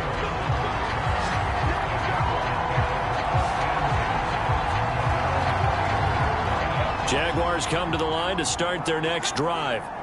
And last time the turnover on the fumble, and they were in enemy territory, so that had to be very frustrating. Down on the scoreboard here, can't do it again.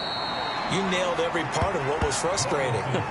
Down on the scoreboard, had a drive going, had pushed it past the 50-yard line, so they felt they were in striking distance, and to come away with nothing, not a good feeling at all, to put it mildly.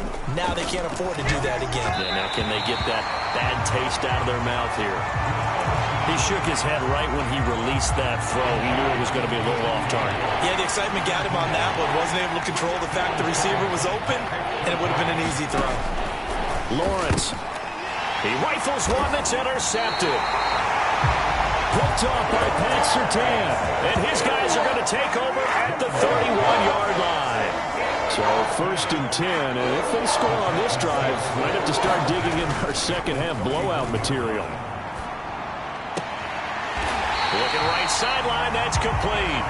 And they do get him down, but not before he's able to slip it inside the 5-yard line.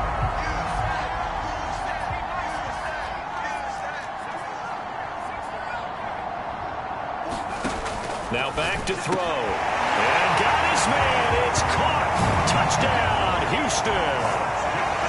A great effort there. His second touchdown of the game, his 3rd on the year. And the Texans are able to extend their lead in the final seconds of this 3rd quarter. Koo for the extra point.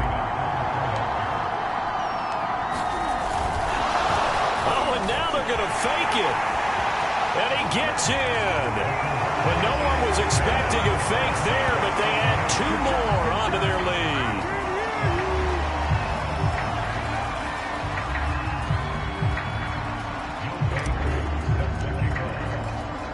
Following the touchdown, here's Koo to kick off.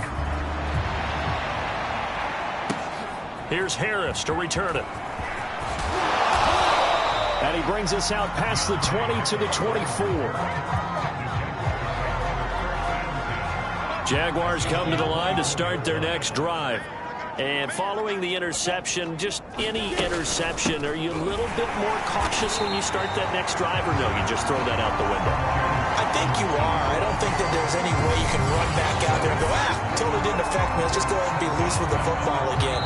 You're going to take care of it, but you have to be careful about being too cautious because now you can't run any offense at all. Still want to attack. We'll see how they attack them here.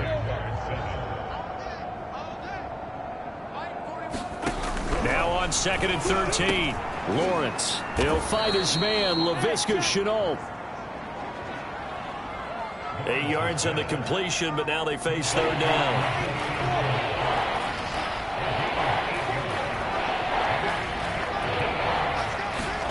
Now Lawrence to throw. That's into a crowd and intercepted. Picked off near the 42. And they will score a pick 6 for the Texans TD.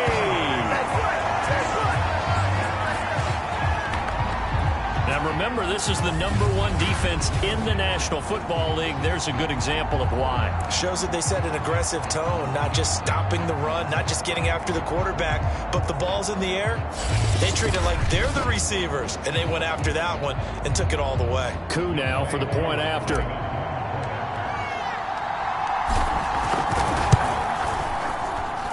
Now this one was over a while ago as they just add on to their big lead. A heck of a play there defensively, getting the interception, navigating his way into the end zone for the touchdown.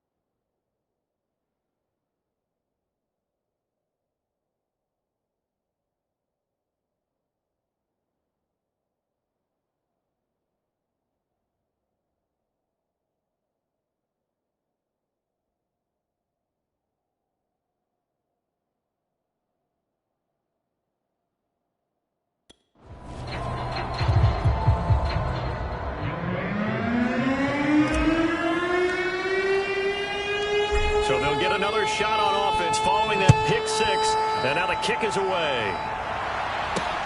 Here's Harris to return it. And he'll be tackled just shy of the 25.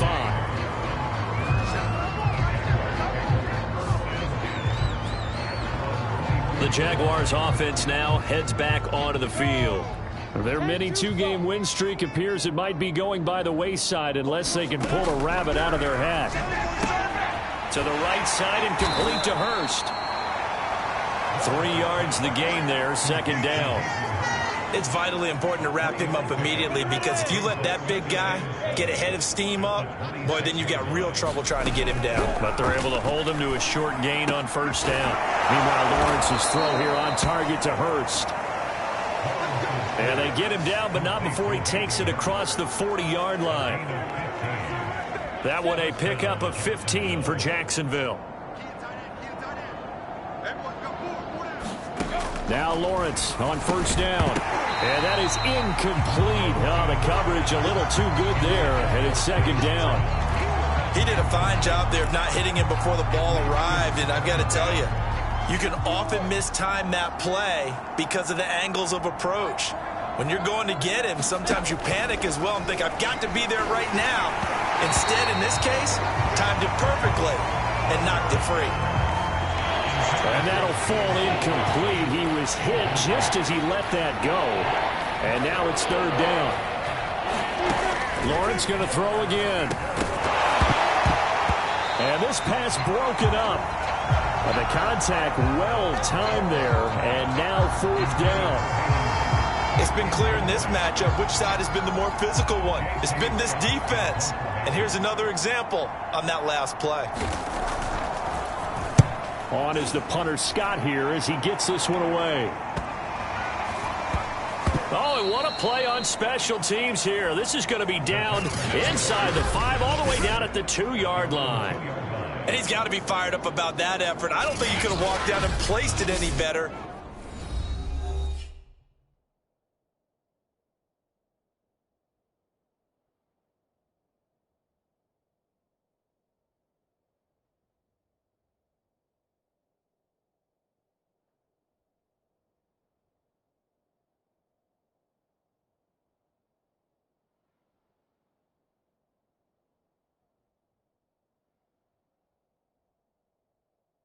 Than where he ended up putting the football. That was excellent.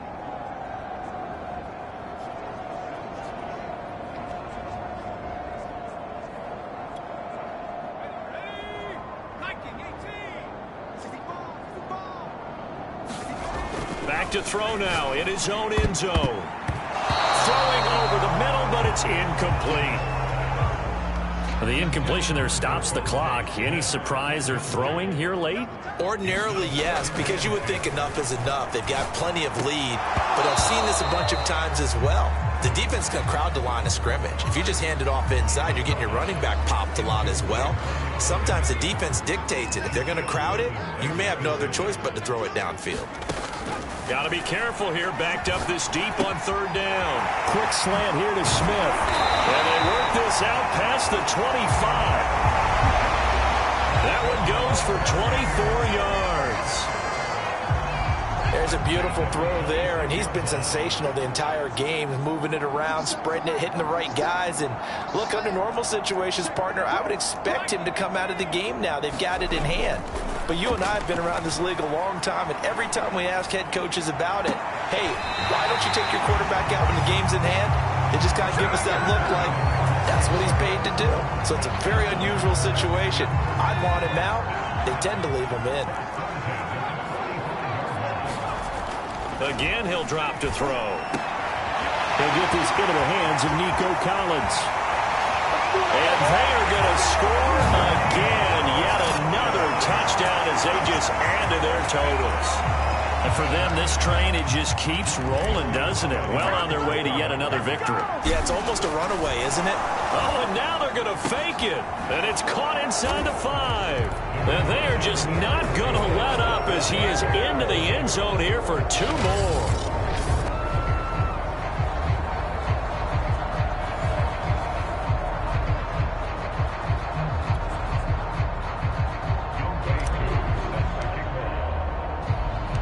Following the touchdown, here's Koo to kick off.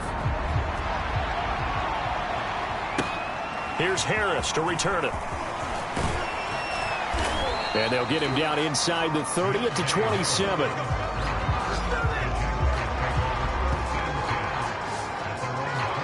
Out comes the Jacksonville offense as they get set to take over here. And hoping to do better than they did their last possession when they punted the football. Appeal to the vanity of your offensive line. Tell them that they control your fate.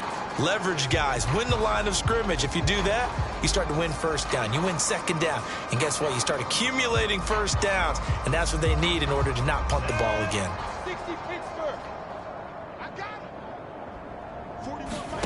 On 1st and 10, it's Lawrence. He's going to drop this underneath for Robinson. It'll be a gain of 6, and it'll make it a second down. Just about every quarterback is trained to really look downfield first before you come back and make a nice, safe throw. And in this case, that's exactly what he did. Found his running back, let him create some space, and it turned out to be a nice play for the offense. Now a throw here to his running back. And he'll bring it up here to right at the 40-yard line.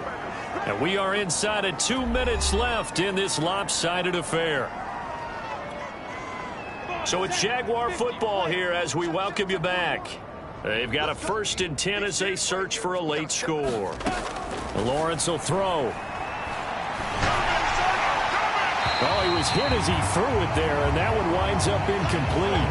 We've seen this quite a few times in this game. Offensive line unable to keep leverage, unable to keep people away, facing a lot of pressure. Fortunate just to get rid of it. One of the reasons they're down is that inability. And he's going to be intercepted for the 3rd time thus far. Picked off by Jimmy Moreland. And the return here is stopped at the 35-yard line. All smiles and high fives on that defensive sideline. That interception will cap off what was truly a tremendous performance. Yeah, if you can hold a team to 7 points in the NFL, that's the kind of day that you feel really good about. Now, I do know a few guys are going to think to themselves, held them to 7. If we'd made one more play, could have had our shutout. Ball up to the 35 now as they come up on 1st and 10. Off play action. Johnston. And inside the 20 before he's brought down. A big one there for the Texans, 18 yards. Not totally home free yet, but it's looking good as they come up 1st and 10. Off the play fake. Johnston. Looking end zone, but it's incomplete. Certainly appeared to take away his first read, and by the time he tried to look elsewhere and find an open target, the coverage was too good. That one falls incomplete. And 2nd and 10, he'll look to throw again. Going to throw deep for the end zone. To the end zone, but it's incomplete. You and I watched film yesterday, and you told me to watch his feet. Well, for whatever reason, his footwork just looked off on that throw. And you always love it when the next defensive back talks quarterback mechanics, right? Well, but you're good at it. Well, I try, all right? I don't know how good I am, but it doesn't take much to tell. His mechanics are off a little bit, exactly what you described. Footwork, that led to the incompletion. So much about offense is what you call hidden yardage. You know, you throw the ball to someone, they catch it, and then they can make a big play. You know, they create a play, run after catch. They did a really nice job there of limiting that and keeping him from a first down. Yeah, stopped him in his tracks. Well, they probably don't need to run a play here, but you wonder if they're going to be able to resist on 1st and goal. Again, it's Ricard, the fullback. Nothing doing there. They're going to wind up holding him at the 2. No gain there, and it's going to set up 2nd and goal. On 2nd down, it's Rodriguez, and he will get into the end zone. It's another touchdown. This thing is ugly. Just power football there, down near the goal line. Give it to him. He's able to push his way across. Yeah, they went heavy there. Sometimes you have those big offensive linemen come in, have to report like they're eligible. But all they're doing is getting a good stance, blocking, and getting their runner across the goal line. Crew able to connect on the extra point, and the lead will swell by 1 more.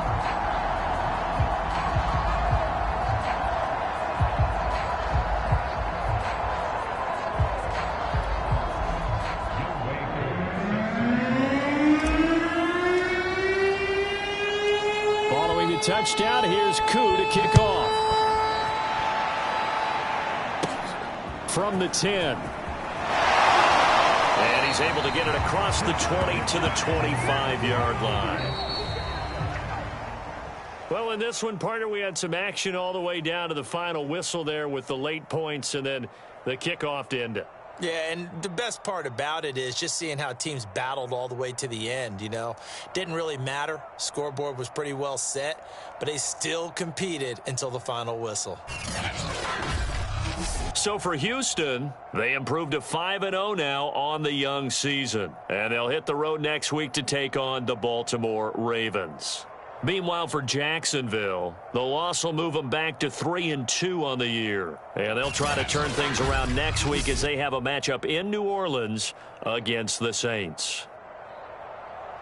Thanks for tuning in, everybody. Alongside Charles Davis, we thank our entire crew. I'm Brandon Gaudin. This is the NFL on EA Sports.